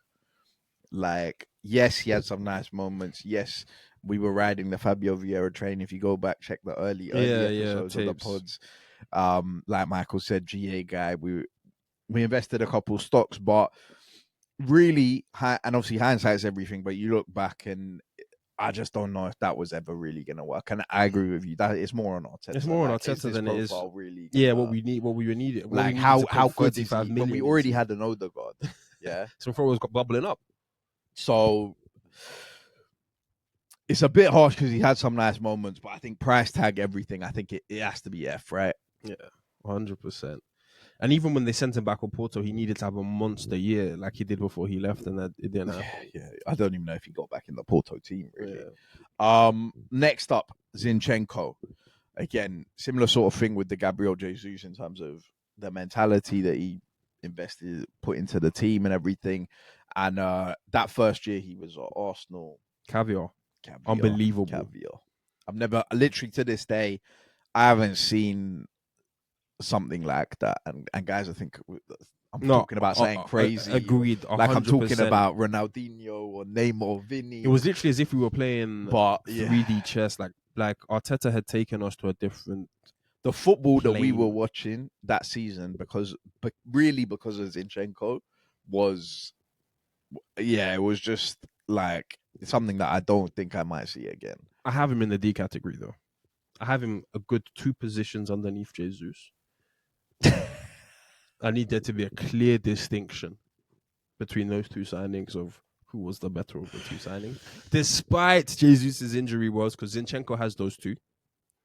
And I think the thing with Zinchenko is Jesus has done so well to get to be. Yeah, yes. He's done so well. The thing with Zinchenko is it really was just that year. And then it was as if like the expiry date, and it wasn't as if he was turning out terrible performances after that season, but man, it was he just felt like bad milk in the fridge every time we played. But We played a Jesus not big got team. expiry date after year one. Yeah, but then somehow Jesus gets into the freezer and he recalibrates himself, and then he comes back out, and then there's no hope, and then there is hope. Yeah. But I don't know what it is with Zinchenko, where it was just like no one questioned why Arteta had binned off Zinchenko. No one, no Arsenal fan. As you said, we all agreed that he was caviar, and he was something that we've never seen before. Yeah. Remember Tierney, it's been real. That season was electric. Yeah, Tierney had a comeback before Zinchenko had a comeback. Yeah, last year Tierney was above Zinchenko in the pecking No order. one questioned why Arteta just absolutely binned off Zinchenko. Because defensively, he was just the definition of a liability. And ISO on Zinni, ISO on Zinni. Yeah. He was gonna be that guy that they were gonna ISO. I can't put him in D though. I think that's really harsh. But I think he had the injuries as well. He turned into a defensive liability. When he was cooked, he was cooked. We know the bad moments that jump straight into your mind about Zinchenko. But I hear it. He does have some really good moments. Bro, he's not there with Pablo Mari. He's not with Pablo Mari, bro. He's not. Regardless of your bias for Jesus, yeah, you've done enough now. Yeah, Jesus is in B. Okay, like we'll have to leave this one to the fans. Yeah. Look, let us know in the comments. But I think C is very fair for Zinchenko. I can have him in the C because we can't have caviar. Yeah, openly. But what if it's out of date? Proclaimed caviar. What if it's expired? What if it gives you food poisoning? So the caviar is S tier, yeah, and the raw milk is F tier. So we'll settle at C.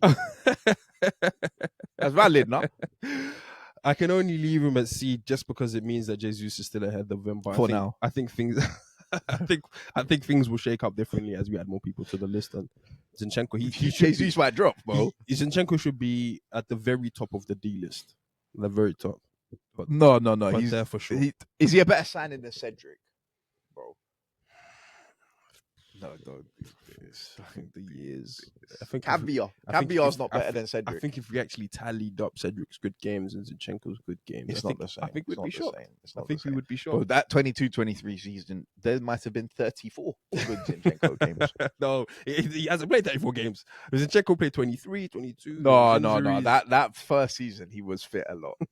More fit than Jesus. No, don't do that to Jesus. Jesus goals when they equal wins. Maybe. But when you talk about fitness. Yeah, well, I'll have him in the C because I think it's fair.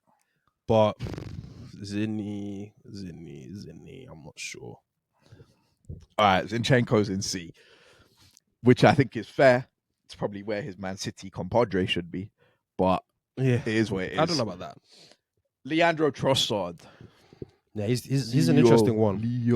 He's an interesting one because I said it to you the other day. I think in terms of doing what the signing was bought to do, I think he's excelled in that. Yeah, I think he's excelled in that. Like, obviously, we were going for Mudryk that year, and we thought that bring Mudryk in and not world beater, but like Arteta's going to work his magic and, get a level out of Mudryk, and we're up and we're running, and we've got two wingers that are killers. And obviously, Mudryk didn't come, and we settled for Trossard. Well, everybody knew Trossard was a good player. Everyone knew that Trossard would add some sort of competitive depth to our squad. But now he's a starter, really. Yeah. Now he's really a starter. And I think someone that you said before you thought was the most expendable. Yeah. 100 in the summer, most Arsenal fans, if there was a choice between selling Trossard to get a winger in, or keeping Trossard and getting no winger in. Yeah, it was a no-brainer. It would have been a 99%. Yeah. Only Trossard's family would have voted to keep Trossard at Arsenal. Yeah.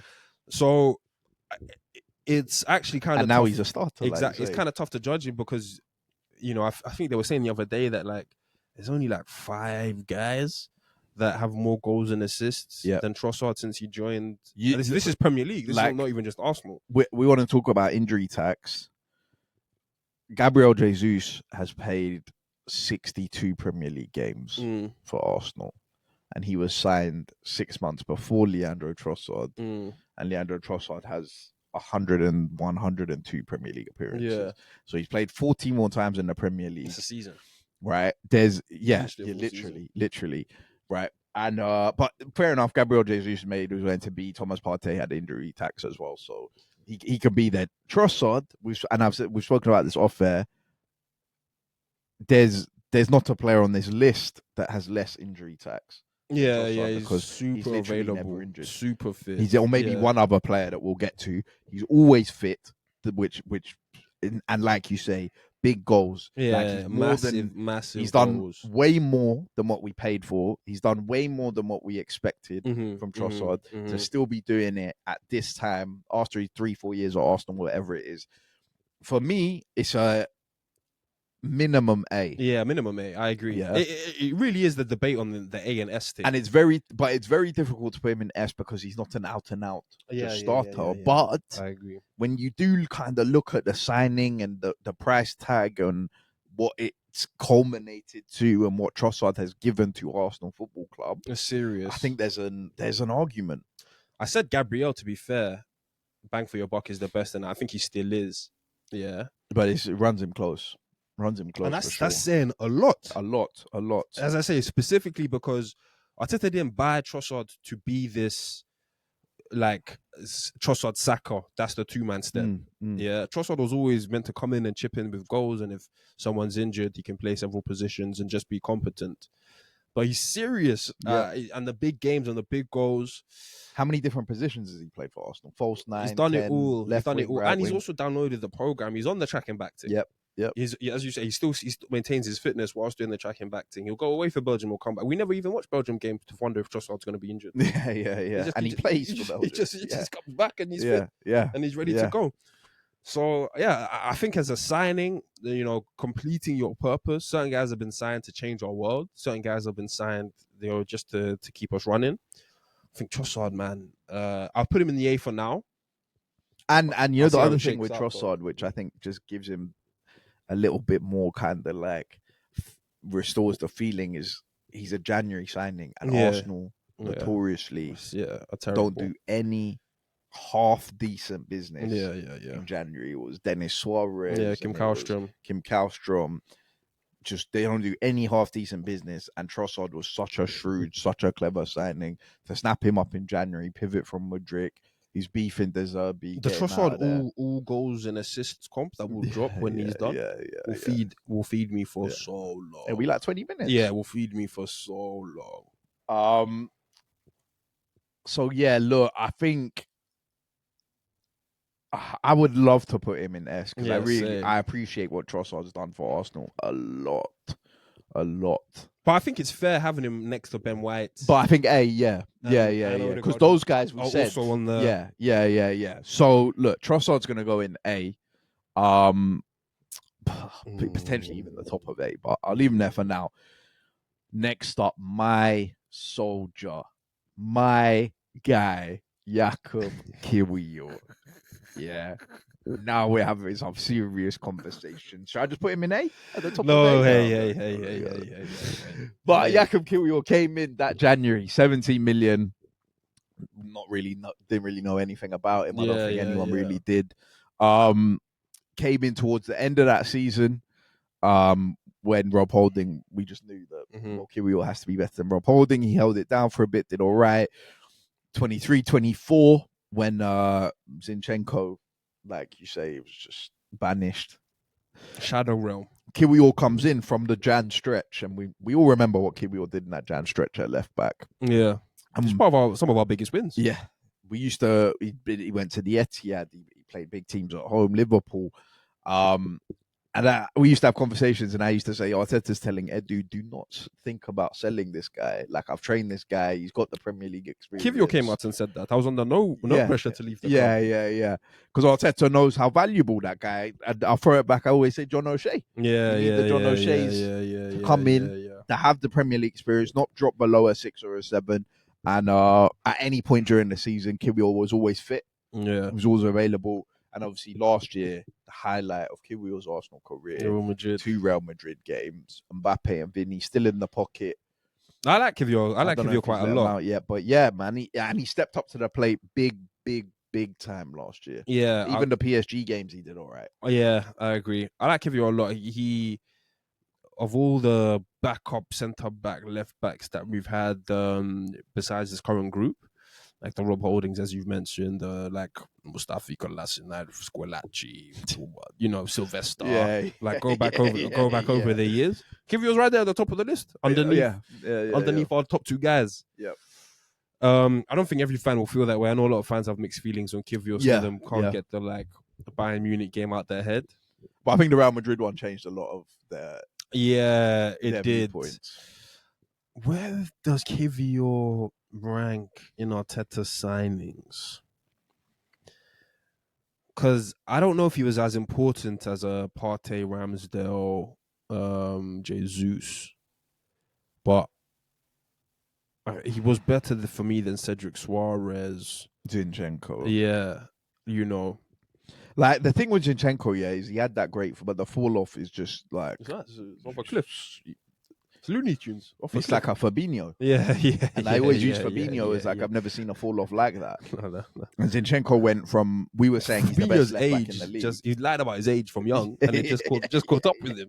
He was really 37 by the time he had fallen. But Zinchenko went from us saying he's the best left back in the league to start Kivior. He can't get a game at Forest. Let's just play Kivior. Kivior was just better than him. So look, we said when we put him there, I think it's harsh that Tomiyasu's there, but he's there for injury. I think Kiwior has to go in B. He's played some big games for us. But the reason I hesitate with B is because I can't put him as a C signing. And I agree that C is harsh. Because you look at Cedric and fullbacks. No. He's better than Cedric categorically. And his stint was more impressive than Cedric's stint. It was for longer. It was all of that kind of stuff. You'd have to say he's a better Arsenal signing than Tomiyasu. Yeah. I would say that as well. And we've got Tomiyasu at the top of C. Yeah, no. But the thing about B is, like, it makes him seem as if, I don't know, like, I guess he kind of was important because the Madrid game was massive and the PSG game was still pretty big. The 23-24, he was part of the back four. Yeah, maybe he's just enough. But it makes it seem like when we signed Kivior in Jan for 17 mil, I don't really think there was much expectation. Yeah. Exactly. And I guess he surpassed that expectation, but he also just kind of, you know what? I'll have him in the B. I'll have him in the B. All right, cool. Kiwior into B. Now we both have our guys in there. Jorginho. It's nasty. Another Chelsea player that Mikel Arteta seems to enjoy doing to Arsenal fans. But I love Jorginho. Yeah. I will always love Jorginho. Whoa. You need to get the my bad in there. I'm about to say. Okay. I will always love Jorginho, and I am on record Jorginho's biggest hater when he was at Chelsea. Because I thought he wasn't as good as Granit Xhaka, and that's obviously been proved, right? Now, do you know what it was? Because Granit Xhaka, I think, has always been better than Jorginho. That you've said that for sure, but it was just the fact that guys would kill Granit Xhaka for stuff that Jorginho would also do. And they would kill Granit Xhaka off the ball and all of this and all of that. And then Jorginho would just give it away and get moved to, and they'll score. They're third in the Ballon d'Or. And everyone, exactly. And I felt like I needed to regulate the economy there. I couldn't just let Jorginho get all of these props whilst Granit Xhaka's getting killed. But I was an on record Jorginho hater. I remember at uni, I used to just cuss out Jorginho, and eventually when we signed him, I got messages from everybody I know at uni. Jorginho coming to Arsenal, Jorginho. But that goal he scored against Aston Villa, it all changed that day. Yeah. It all changed that day. That one that crashed the crossbar, Emi Martinez's head goes in. Zinchenko scored that day too. Yep. Martinelli off the bench. Yeah. From, I think, a Fabio Vieira assist. Yeah. That changed it all. Everything changed that day. And I just became a Jorginho fan. And I appreciated what Jorginho brought to the team, to the game, his style of football, his game, a lot more after that when I was watching it week in, week out for Arsenal. I literally have nothing but good things to say about Jorginho. Yeah, I think he's in the B group because I think he's in a stopgap category. Yeah. But he won us over, but he had a tough, but I was on the edge when we signed Jorginho, man. Like, I just couldn't understand. And Arteta came with the Willian type quotes. I just couldn't understand giving Chelsea more money for another one-away player. Yeah. 30 like, plus. Like, oh, man. And they were talking about like 1+1 or 2+1 options on the deal. I was like, how long does Arteta want to keep Jorginho around for? But everything about the signing was so frustrating. But as you say, he won us over for his performances on the pitch, and he was pretty consistent. Yep. I'd keep him in the B group. Honestly, if Jorginho had played much last season, I'd have maybe even tried to sneak him into an A group for superseding his expectations of what we thought he was going to do for us. It's just that it was obviously that when Partey was fit, Partey played last year. But Jorginho, man, as I agree again, with you. 23, 24, that run in, he was stalwart in that midfield, made himself. And Partey was out for a lot of that. Yeah. I don't have a bad word to say about Jorginho. I will champion him as he moves on and moves around and does these other things. I think he's as valuable as all of those guys in the B group for the time that we had them. Do you remember the Liverpool game that we won 3-1? The one that we had to win in the title race. I think Gary Neville actually gave him man of the match. Did he? In that game? But you could see it because of just and there was 100% those games. Like I remember the Newcastle game at home last year, in the league when we won like 3 or 4-1. Whatever it was. Yeah. He's playing the balls to have it. Like there was times when Jorginho just has the game, like he has control of the game. Yeah. But that whole scuffle, the next it is literally being played at Jorginho's pace. Yeah. To be honest, I've not really seen a midfielder kind of do it the way Jorginho. Like other midfielders do it, but they don't do it the way Jorginho. Yeah. It really is played at his pace. Yeah. It's almost like obvious because Jorginho sometimes can't play at a faster pace. So look, I agree. I think B, I don't even think there's any conversation to be had there. It goes straight in. Now, I think that's 22-23 done.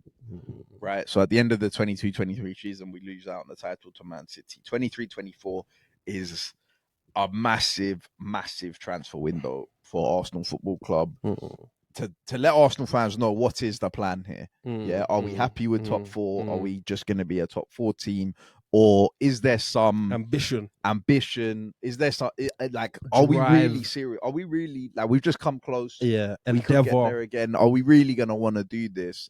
And which the Arsenal board, the Cronkies, whatever, have been accused of not doing previously. But Declan Rice comes to Arsenal for £105 million, and there cannot be a bigger statement from the board, from Arteta, from everyone that we're trying to do serious in it things to win here, it, right? We're not just trying to compete and be top 4. We're trying to do serious things. We have to muscle Man City out, flex our muscles, put the money on the table. Declan Rice wanted to come to Arsenal.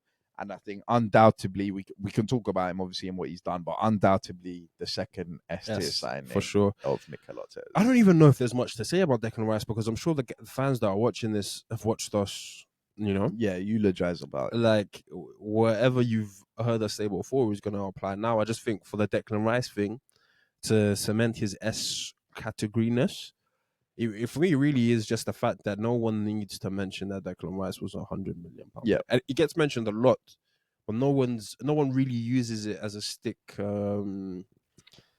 Like sensibly, no one sensibly uses it as a stick to beat him with. And now they say it to say that if you're £100 million player, what you can get for this. If you're £100 million player, but you're doing your job, people won't talk about the price tag. That's where they bring up Declan Rice.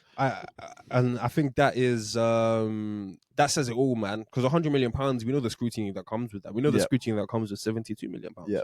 So for Declan Rice to come in, be a level raiser, floor raiser, game changer, all of it, all the above, he was the one that Arteta needed to get right, and absolutely got right. Yeah. I've said before, I'm so glad that our £100 million signing is Mm, Declan Rice, and it's not Anthony, yeah, and it's not Grealish, and it's not Wirtz or Isak. Yeah. We're watching still. Enzo. Obviously nominated for a Puskas Award for the free kicks against Real Madrid, which is probably the highlight of Declan Rice's Arsenal career so far. You're requesting obviously me and my bads. Yeah.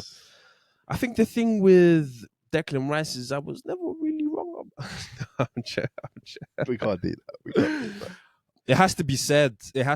During his West Ham days, I wasn't Declan Rice's biggest fan, and To put it nicely, but I'm struggling. But there's West Ham tax. Exactly. I'm struggling to really separate my feelings for Declan Rice and my feelings for West Ham.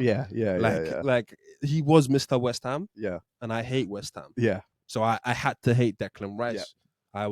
I was very much on there. He's just a Mark Noble. Yeah. Obviously became West Ham captain. 2.0 train. Yeah. All of that stuff. But hey, under Arteta, the tutelage. Yeah. I knew that was going to be your get out. Arteta's changed. No, Arteta, really. He's put a Ferrari engine. Yeah, in what we can't disagree. We're expecting 10 and 10 from. What used to be a Vauxhall Corsa. I don't know about that. It was a Vauxhall. Now he's a Ferrari. He was an England starter. That's England Arteta. International. As a Vauxhall. Me and Matt were seeing it. And now he's a Ferrari. I'll quote Michael. I'd pay 40 mil max. The West Ham version of 40 mil max. That's not what we bought. No. Arteta's sort of the vision. But look, Rice, S tier. No conversation to be had there. I don't think anyone, even in the comments, will disagree with that. Now, again, Chelsea coming up frequently. This is going to be an interesting one. Kai Havertz, £65 million. At the time, I don't even know if he still is, but at the time, made the highest paid player at Arsenal. Massive controversy, massive sort of disagreement, kind of not really on board from the Arsenal fans. Took him a while, and obviously, I think it's commonly known Arteta signed him as a Xhaka replacement to play in midfield. Yeah. That was Arteta's biggest. That was one of his biggest mistakes. Yeah. Coming out and just set new midfielder, so that everybody could. But after he moved Kai Havertz to striker, I think what we got from Kai Havertz was top in that year. Last year, for whatever guys want to say about Kai Havertz, and guys love to clown him, he finished this season as our top goal scorer, and he had a hamstring injury at the start of Feb. They kept him out for the rest of the season, and he was still our top goal scorer. So, but you do have to factor price tag. Wages. I hear that. I have him in the A category. I'm not going to lie. I think he's been as important as Odegaard, as Trossard, as Ben White. I think obviously he had that shaky start, and he could have been anywhere on that list between C and F in the first 6 months, depending on what you really thought about him. But I think honestly, for the last 18 months, 2 years, I do think he massively, the same way I'm giving Odegaard like praise or credit or respect for the burden put on him, he massively defines the way we play Havertz. And there is a huge burden on him when he plays in terms of what Arteta is asking for him and what Arteta needs from him. It isn't just like being a right back or inverting or being or any of these other positions where Arteta might simplify it for you a little bit and you just need to do this and you just need to do that. Havertz, man, he's done a lot. And you talked about last season, him finishing as our top scorer. Obviously, he was huge for us in that 24 run when, we only lost one game. I just really feel as if the reason why I have him in the EA isn't just because of that, but also for the fact that he was able to turn it around. There's something in the story of Havertz. Yeah. Of like starting off poorly, but being able to turn it around and becoming a success. And now everyone is just like, he's our best striker. So how can I have him anywhere else? Yeah. If he's just everyone's saying, wait till Havertz comes back. All the fans are like, When someone's saying wait till Jesus comes back. Well, I'm saying that. But guys are like, wait till Havertz comes back. Who's gonna replace Jokerez and go straight into the team? Yeah. Come. Yeah. Same guys that were hating on Havertz. He's got his respect doesn't score now. goals. He's got his But respect now. yeah, agreed. And look, he obviously came from Chelsea, having scored the winning goal in the Champions League final. Yeah. So he has that sort of pedigree. I never expected him to be a starter. I gotta be honest with you. I was arguing with guys when we signed him that he's just competitive depth in the sense of like not even a Vieira or a Trossard sense, but in this like a Jesus in the sense of if he's starting, you're not complaining, but if he's the first name off the bench, they're also not complaining. Yeah. But I did think that he hasn't been that for 2 years. He's been a starter. I don't know. I never believed that he was actually going to be a midfield player because I was like, we've seen enough of this guy in the Premier League to know he's not a midfield player. And I thought that was Arteta just trying to, but then I actually saw Arteta doing it. And, but I did kind of think at the time, I was like, because obviously Jesus had his injuries, but at that point we were still like, the fit Jesus is better. The ideal profile. Yeah. But I thought it was, like you say, competitive depth. It was going to be a good option and a decent, another spare. And given Jesus' injury problems and the fact that he just came back at a not so high level, a not great level, Havertz became even more important. And obviously forced his way into the team. I'd agree with you, bro. I'd put him at A, but I'm sure guys in the comments, no, I just honestly feel like going to be with that. Whatever you think of Trossard, as I say, of Ben White, of Odegaard, I do feel like if you take Havertz away from those seasons, we equally don't end up where we finished. We don't finish second for sure. Yeah, if literally our top scorer last year. Yeah, and the year before that, and maybe the year before that. Yeah. So and look, the injury stuff with Havertz is all very recent. Yeah, and bro, the injuries that Havertz has got is because he's been doing he's worked to the bone, the graveyard. Yeah, 100%. Bit similarly to Ben White, I'm sure Havertz was playing through injuries last year. So B or A, sorry, A. Yeah, Kai Havertz goes into A. Next up, Urian Timber. This is shaping up to be some window. We were talking about the 21-22 window. So far, we've had Rice, Havertz, and Timber. And Urian Timber come in. We've spoken about Ben White earlier. Ben White can't get his place back because Urian Timber is just that complete, that special, great footballer, great defender, 1v1, can offer options in attack. Football IQ, roll into midfield, play on the outside, whatever you want. We've actually seen him across the back four already. Yeah. Left back, centre back, all of that. He's just the absolute definition of a complete footballer.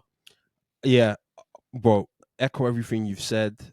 I think obviously the only interesting thing about Timber for this list purposes is the injury thing. And I don't really credit him for that. Like, obviously he came and he did his ACL in his first game in his first season. I mean, and that's just like terribly unfortunate. And then last season, he's played the full season. Yeah. Damn near. And I said it last season. He was my player of the season last season. I said it like, for me, at some point in Jan, Feb, Timber, he hit a wall. It was obvious that Timber had hit a wall. Yeah. Like, he had never played. This was his first season in the league, well, as playing in the league, and physically you could tell that the games were stacking on top of him and it was all becoming too much. Well, that's what I thought. Yeah. And then he had this sort of second wind in the Champions League knockout phase, and he was unbelievable. Yeah. I Literally think came back, broke through the wall. Yeah, carried on. So it's tough to say that. And I think it was after the PSG away game, like the next morning, we got the announcement that Timber's gone for surgery. He's gone to whatever issues that was going on. Shutting him down straight after the second leg of the semi-final. We got the news. So it's like, can I have, as much as I maybe take away something for the ACL, I have to give him credit again. Yeah. ACL is, like you say, it's just one of those ones. He's landed awkwardly, right? He played all preseason. He was good all preseason, and he's come back, and you can see the sort of mentality and the athlete that he is. Like you say, he's been fit, or maybe not even fit, but he's been playing the whole time. So through an obvious, yeah. I'd have him in the A group. I think. Agreed. I think part of that as well is the future proofing. I think Timber's like a future proofing signing. Like, I don't think there's gonna be a massive drop off. Like, there might be a drop off, but I think Timber will be vital to whatever happens from now and moving forward, and for Arteta's reign for the next 3-4 years, and he's going to get a contract extension. I think Timber's going to be huge for that. Like, I think he will be one of Arteta's best signings if he hasn't already proven that Agreed. in the last 2 years. I think Timber, of the guys that we currently have in A, I think is the closest to S. I think he's closer than Martin Odegaard. At the minute, we'll see what Martin Odegaard's like when he comes back, but I think he's the closest one to S. The only reason I can't put him in S yet is because it kind of has only been one full season. Yeah, I agree. Right, but I'm gonna put him at the top of A because I think he is the closest to the top of that list. Okay, David Raya was the last signing of this transfer window. So Rice, Havertz, Timber, and Raya is an elite transfer window. Yeah. David Raya, we mentioned him a bit with Aaron Ramsdale. Where's David Raya gonna go for you? You think it is? I'm looking at it. Like I don't know. I really do. I do think he's changed our world. Yeah. I do think he's up the levels. He's been a floor raiser. We've always spoken. As soon as Raya came in, it's just title talk stuff. Yeah. We're not entertaining anything else. Yeah. We've seen him do stuff that we've praised other players for. Like, for example, when Tomiyasu came in, it was the levels up from Bellerin. Like the levels up from Ramsdale, Raya's saving penalties that mean something. You know, it's the Golden Glove Award, just, lock that up every year. Maybe S is too high. Yeah, I think S at the moment might just. But he is, for me, and I think as well, what I have to credit Raya, he started shaky because of the conditions in which he came in. The whole Ramsdale thing, the Luton game. But I think I do give him credit for how big a decision it was to prove Arteta right. Like, Arteta made a massive decision bringing Raya in, because, as I say, fans weren't really clamoring for it at the time. So for Raya to come through for Arteta in such a strong way, because guys were still saying there's not much of a difference after the first 6 months between Raya and Ramsdale. Yeah. Can start either one. I don't really see a difference. Now he's come through for Arteta so much. Yeah, it's just unequivocal. This was the right call to make. Yeah, and that's the other thing, right? The amount of pressure that was put on Mikel Arteta because of this signing, and therefore on Raya. He's listening to the media. Yeah. He's hearing all the stuff. Gary's talking about you can't have two goalkeepers. You're number one. You can never change your number one. But your back fours have to be settled, and all of that stuff is massive pressure on him. If he comes and he messes up, or not even messes up, if he comes and he's just all right, guys are like, what's the point? Why have we spent 20, 25, 30 million on this just for him to be all right? You know what? I think a level raiser. It could be harsh to not put him in S, but I don't want to put him in S. I agree with that. Yeah, I agree with that, because I don't think as well that because when I look at Gabriel and Declan Rice, I don't really know if that's the category. Yeah, that's the level. That's the level. He's not in that level. Like, we've got Yuri and Timber, Martin Odegaard, Ben White, Trossard. We've had conversations about all those guys about can they potentially, but maybe they're just not there. Yeah. I think, and again, we come back to the unanimous thing. I think David Raya, very solid in A, potential to be S. All right. Now we move on to the 24-25 transfer window. So 23-24, we finished 2 points behind Man City. We think, we need a forward player, maybe a striker, maybe a winger. That's literally all we need. We just need goals. Yeah. And Edu fucks up. Yeah, we know we're talking about separate Edu list for Edu. Yeah. With the director of football ranking, on the tier list. But as much as this transfer window did not give us what we needed at all, and Mikel Arteta was heavily let down, there are some good things that have come from this transfer window. And firstly, Ricardo Calafiori. Now injury tax. Yeah, it is there. It's there. Last year, I'm not even sure Calafiori could put back-to-back games together. He couldn't. But having said that, this year, obviously he's played basically every game. He's been fit all season so far. And he's balling. He's clearly Arsenal's best left back at the minute. But last year, with the injury tax, there was a goal against Man City at the Etihad. Yeah, on his first full debut, there was the Wolves goal. There were Cala moments and things that we saw from Cala where we knew And I knew when that Calafiori goal went in that would be one of my favorite moments of the season. Yeah, Even looking back, that feeling I got when that Cala goal went in was, and obviously this year I think he's really, really starting to prove his worth. Yeah, he has. So I think for Cala, for me, I think the conversation is A or B. I know. And B is just purely because of injury tax, because I think as a footballer, I think B is fair, and man. everything. I agree. The injury tax, you just have to factor that in.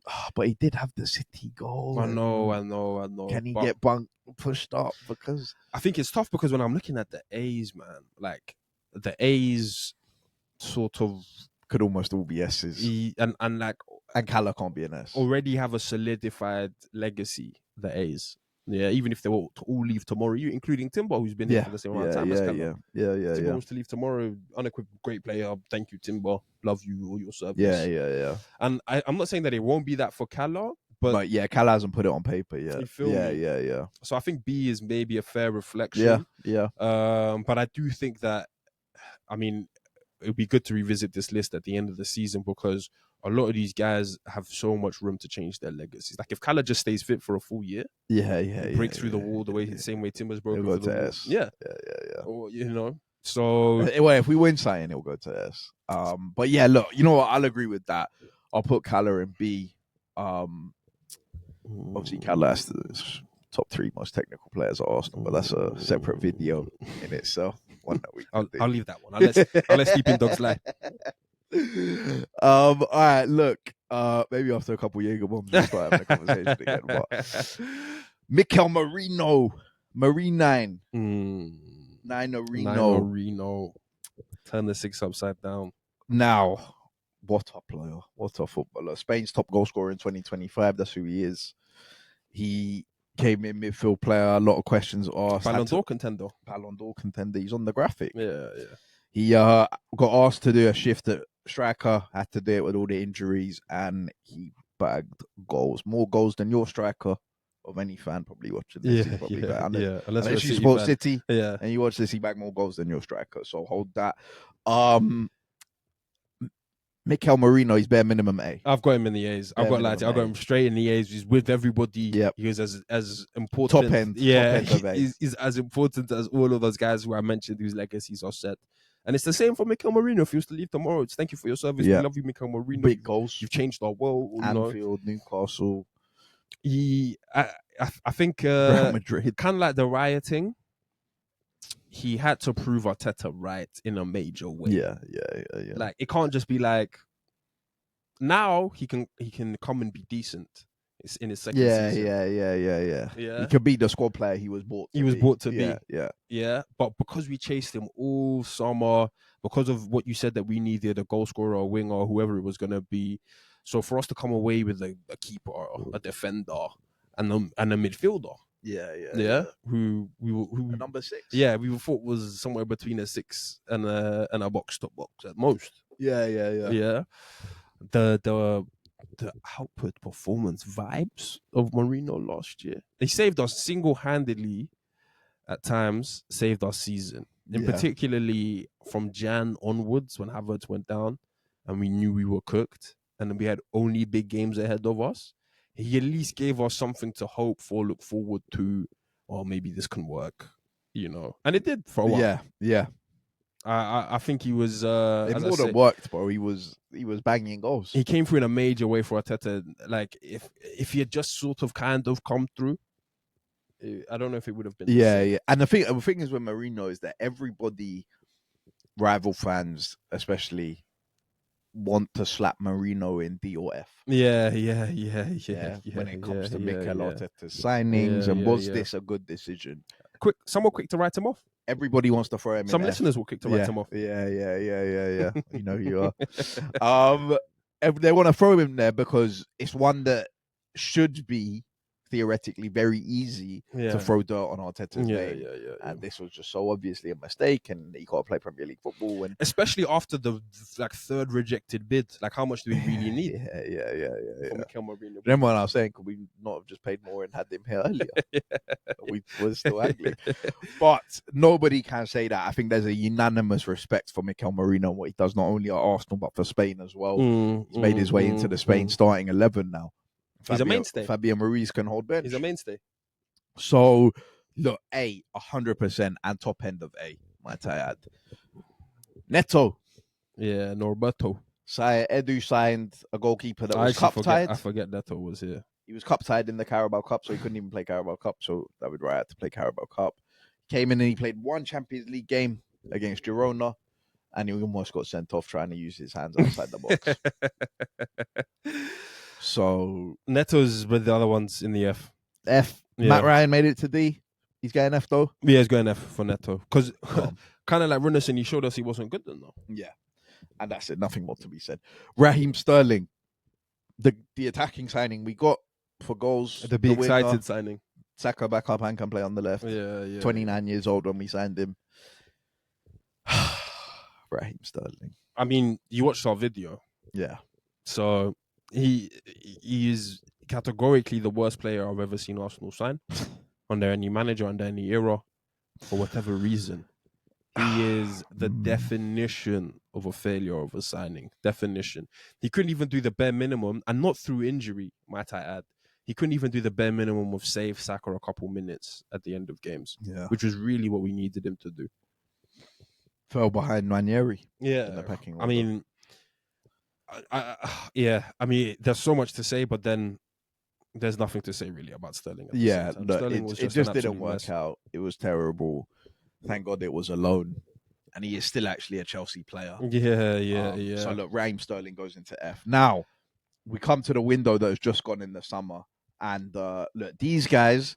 Obviously, we haven't really seen a lot from them in their Arsenal career. Obviously, they were only signed in the summer. So what we're going to do is kind of give them a ranking based on what we've seen so far, but also semi-predictions. Yeah, where we might think that they could end up, sort of thing. Try and balance it together. And up first is Martin Zubimendi, guy that Liverpool wanted last year. Liverpool thought they had. Yeah. But the Basque Mountains were too much for him. Well, look, they paid his release clause. He just refused to cash it in. The Basque Mountains. And in Spain, you have to give the player the money so the player can take it to the club. Yeah. But he said, I don't think so. Yeah. They gave him the PowerPoint presentation. But enough. When Mikel Arteta made the boss calls, I want to work for a top coach. There were no PowerPoint presentations. There were no Basque Mountains. It was like just stories to share about their boyhood club. Let's go and play for a top coach. Let's do it. Stories to share. And Mikel Marino was already here. So Mikel Marino maybe S tier. Yeah. Because we got Zubimendi. It's part of the whole thing. It's a package deal. Remember the tweet? Yeah. The one He's the smoke screen. Mikel Marino could get bumped for that. But look, Martin Zubimendi has been amazing in his Arsenal career so far. So clearly kind of exactly what Mikel Arteta wants from someone in that position. The Sunderland second half maybe potentially being the standout, even though he's actually scored a brace against Nottingham Forest this year. Martin Zubimendi, I'm going to go A. Madrid. I thought that was Atletico Madrid was a very, very good game. I'm going to go A with potential of S. I was going to say, I was actually going to go S. I was just going to go for Lim. I think by the end of it, he will be a huge, like as... Oh, you know what? Let's not say by the end of it, because obviously a lot of these guys are still. So let's say at the end of the season. At the end of the season, still, I think he will be like as first on the team sheet as Rice and Gabriella. I really do.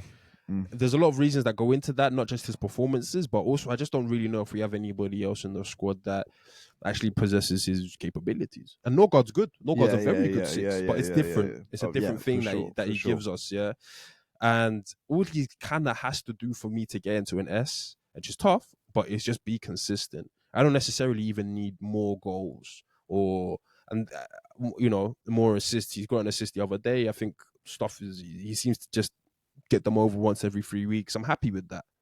But I just feel like if he consistently keeps the same performance, moving the ball quickly, feeding the right guys, being a mainstay, ever present, bro, he puts a challenge in all the time, gets his head on the ball. I just feel like he will, in so many ways, lead us to success. We're not really struggling versus deep blocks the way we used to. Yeah. We're know? seeing more chances created. Yeah. I just feel like that will culminate into us having found a very, very, like, it'll just be Zubimendi and Rice. Like, just don't even think about to put them on the team sheet. Yeah.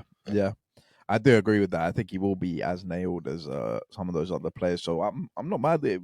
We can throw him in S. And to be honest, I think of these summer signings, I think he's the most likely to be in that category. Yeah, I agree. All right, next up, Ebere Eze. Obviously, we spoke a bit on his start at Arsenal on last week's pod. Yeah. Guys are trying to get onto him, whatever. He's had good moments. He's won us points already, which is what he was signed to do. Almost kind of be a moments player, be an X Factor player. I don't think we've seen him in his best position consistently for Arsenal yet, which I think in this Arsenal team will be on the left. I agree. But yeah, where do you see this one end? Where do you see Eze ending? I think it's tough because I actually really think it's between an A or a B, and I think because of the X Factor moments that I'm kind of predicting him to be an A. Yeah, and I think the thing that benefits Eze is he only really needs but so many X Factor moments. Like, he's already given us a Crystal Palace one, which is 3 points. Yeah.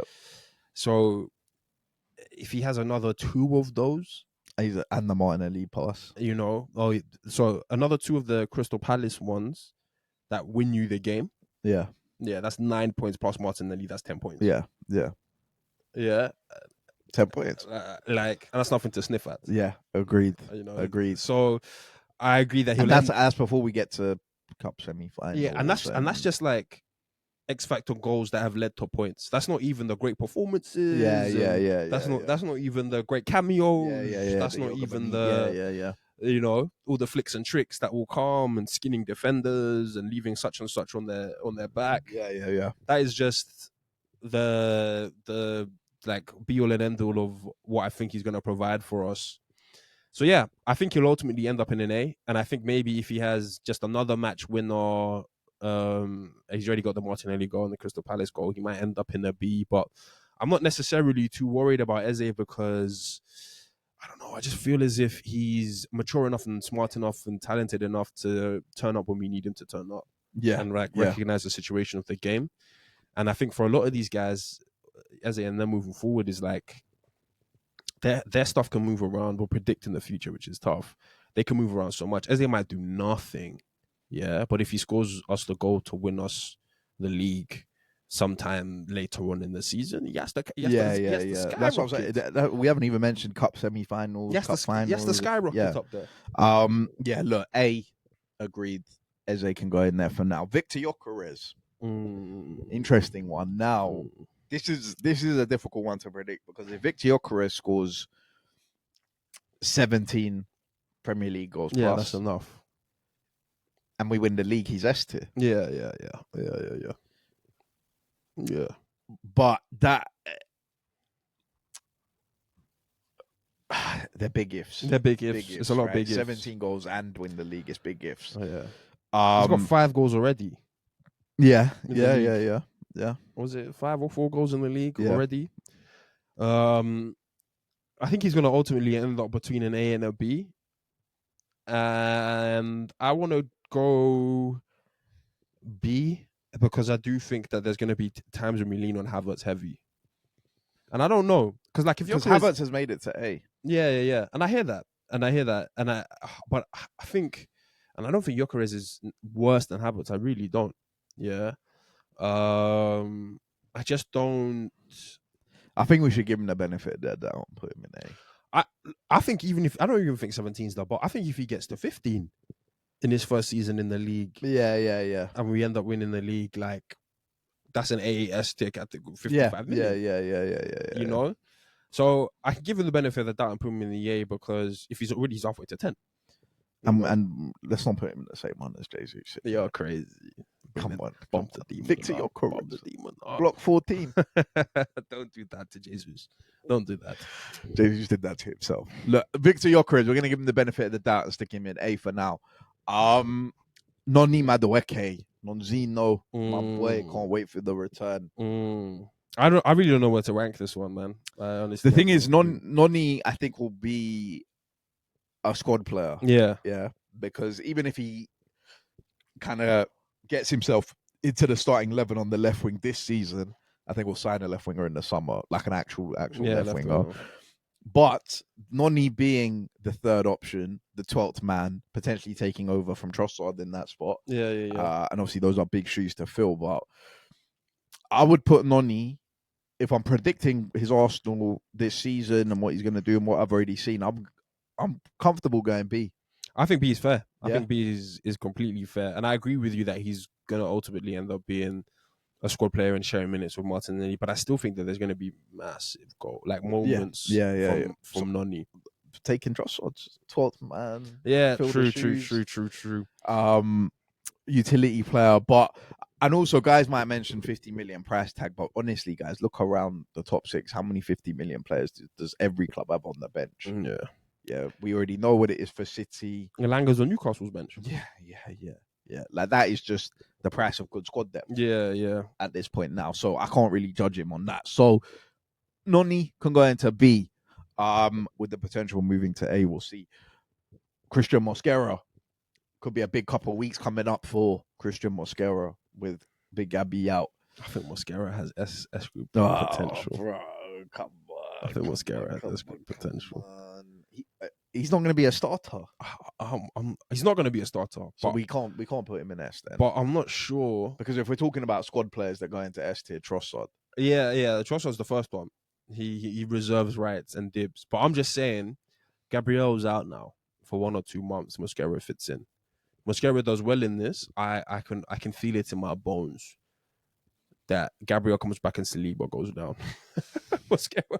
But what if it's not Mosquera that comes in? If it's not Mosquera, then you can't be yes. And what if it's Nkapi that comes in? No, then you can't be yes. So I'm only predicating this on the fact that I think Mosquera can end up playing like 2-3 months of football as a backup, as like a backup starting centre back. Yeah. And if ultimately that gets us over the levels don't drop, and ultimately gets us over the line, it'll be the best 13 million we've ever spent. Yeah. The other thing is 13 million for a player that will probably start for every Premier League team. I'm thinking A.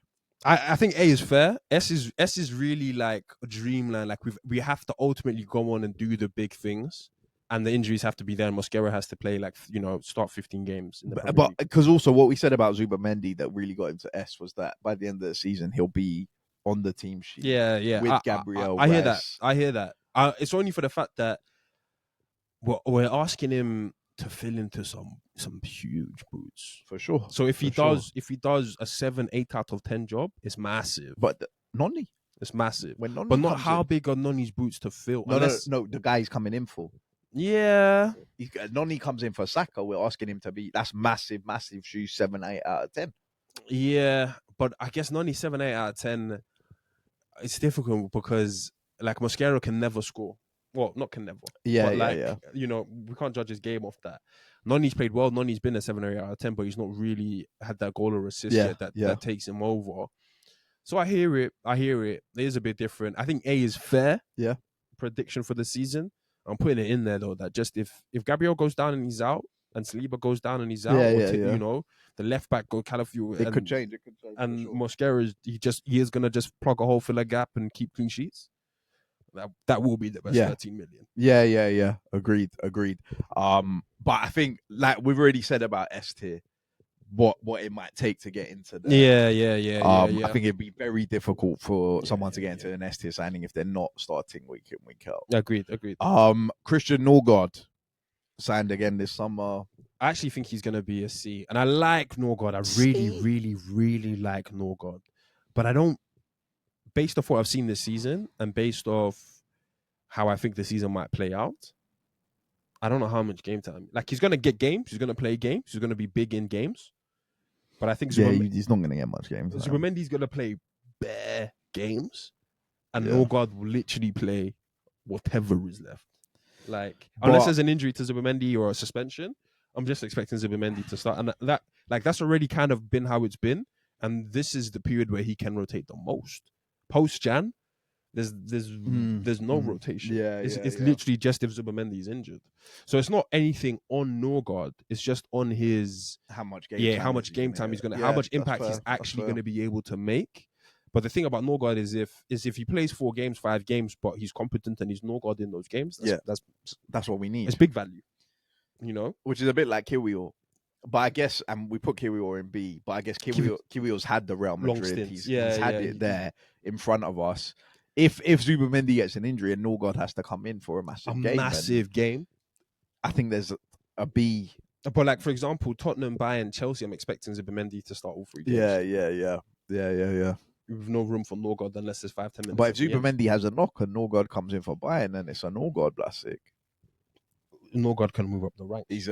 So you know what? Look, because I agree with you. I don't know how much game time we're gonna get from Norgard, so we'll throw him in C for now. Kepa, where are we gonna C? He's better than the rest of the cup games. Goalkeepers. He's only kept a clean sheet. Yeah, and now lastly, Piero Hincapié.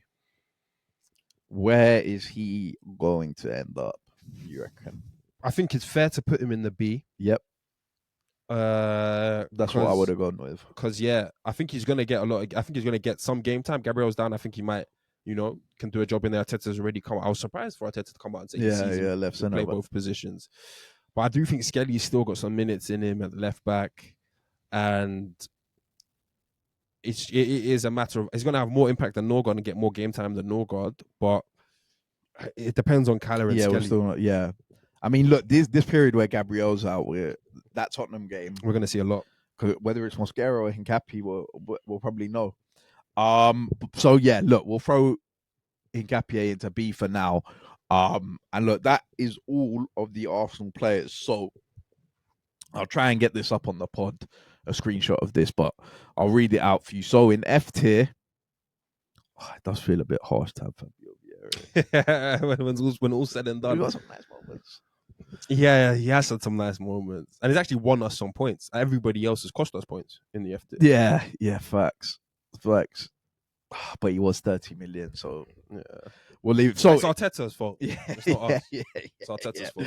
We like Fabio. Yeah. Okay, F tier, Fabio Vieira, Willian, Sambi Lakonga, Matt Turner, Runarsson, Neto, and Sterling. In the D tier, we've got Nuno Tavares, Pablo Mari, Matt Ryan, Austin Trusty, and Marquinhos. C tier, we've got Tomiyasu, Zinchenko, Cedric Suarez, Norgard, and Kepa. In the B tier, we've got Thomas Partey, Aaron Ramsdale, Gabriel Jesus, Kiwior, Jorginho, Calafiori, Madueke, Hincapié. In the A tier, we've got Urian Timber, Martin Odegaard, Ben White, Leandro Trossard, Kai Havertz, David Raya, Mikel Merino, Ebere Eze, Victor Gyökeres, and Christian Mosquera. And in the S tier, we have got 3 Arteta signings, Gabriel, Declan Rice, and Martin Zubimendi. Let us know in the comments what you think. If we've had any howlers there, where you would rank guys. Also, I said at the top of the show, if you want to see us do this for Chelsea and Bowley or Man United post Fergie. I know we've done a top 10 worst Man United transfers before, which I think the viewers enjoyed. I think it will be easier for a lot of the other clubs. We will just be more cutthroat. Yeah, for sure. Jesus. No. Should be very the equivalent of Hoyland. That's Demons home. That's too far. I'm believing in you. But look, overall, just to wrap it up, that's how the final list looks. Mikel Arteta's recruitment. There's a lot in A. Yeah, there's a lot in. I mean, the A's are the guys that are currently playing. It's the starting 11. Plus the S for real. So a couple S's. The ones in F, Sterling's a free. You've got 3 goalkeepers in there. Willian was a free. Fabio Vieira, Sambi, making it not look great. But on the whole, we're at Mikel Arteta's recruitment out of 10. We'll give it a rating. I'll give it a... Based on what you're seeing here, where we've ranked everybody. I'll give it an 8 out of 10. 8. I think I'd agree with that. The bad signings or poor signings haven't been massively expensive. Yeah. A lot of the ones that we have spent money on are in the top 3 tiers. Yeah. So yeah, I think an 8 is probably fair. Look, we'll move it on. Tweet of the week. This week I was actually struggling to find one classic with international break, but I did go with Khabib getting annoyed at Umar for reading the Sicilian Mafia books. That was funny. funny. And Islam defending Umar. If you want to be a mafioso, Yeah, then fine. You can read. Oh, I didn't even see this that you sent to me, Charles Sonnen. I need to see that. I need to see that. Talking about JDM, and I need to see that. How sorry they were feeling for him. I think my tweet of the week will be all of the Congolese guys laughing at Nigeria's downfall. I was going to pick the one you sent me of going where 10 African nations. Yeah, Nigeria's not one of them. 10. How can there be 10 better footballing nations in Africa than Nigeria? They've got at least 10 Premier League ballers that start for Premier League teams. Yeah, facts. You know? Yeah. That's still registered to play for Nigeria. Yeah. So for them not to make it is atrocious, bro. Well, and look, that leads me on to the MVPs and rookies. And because we're in the conversation, I'll do the rookies first. I obviously had Nigeria. And my rookies. Oh, I think this might even be harsh, but Benil Dariush. Like, I know it's not necessarily your fault you've got knocked out in the first 16 seconds, but there's just something about an old guy. Grey hair. Don't let the grey hair fool you. Exactly. There's something about an old guy strolling in there and just getting put out in 16 seconds. That's like, all right, old man. Hang it up. Just go have the rest of your life with your family. You've done enough. Dylan Dennis. Yeah, 100%. Big time rookie. Banned from all UFC fights. Big time rookie. Dana's got rid of him. And Paul George shouldn't be making it back. I don't even know the score of the 76ers game. See the 3-pointer? That was a good shot. Paul George is done. He's coming stupid this year. He told us, bro. Live, bro. He gets it now. I'm so done with Philly Paul culture. George. I'm so done with Paul George. MVPs, obviously, I've got Islam.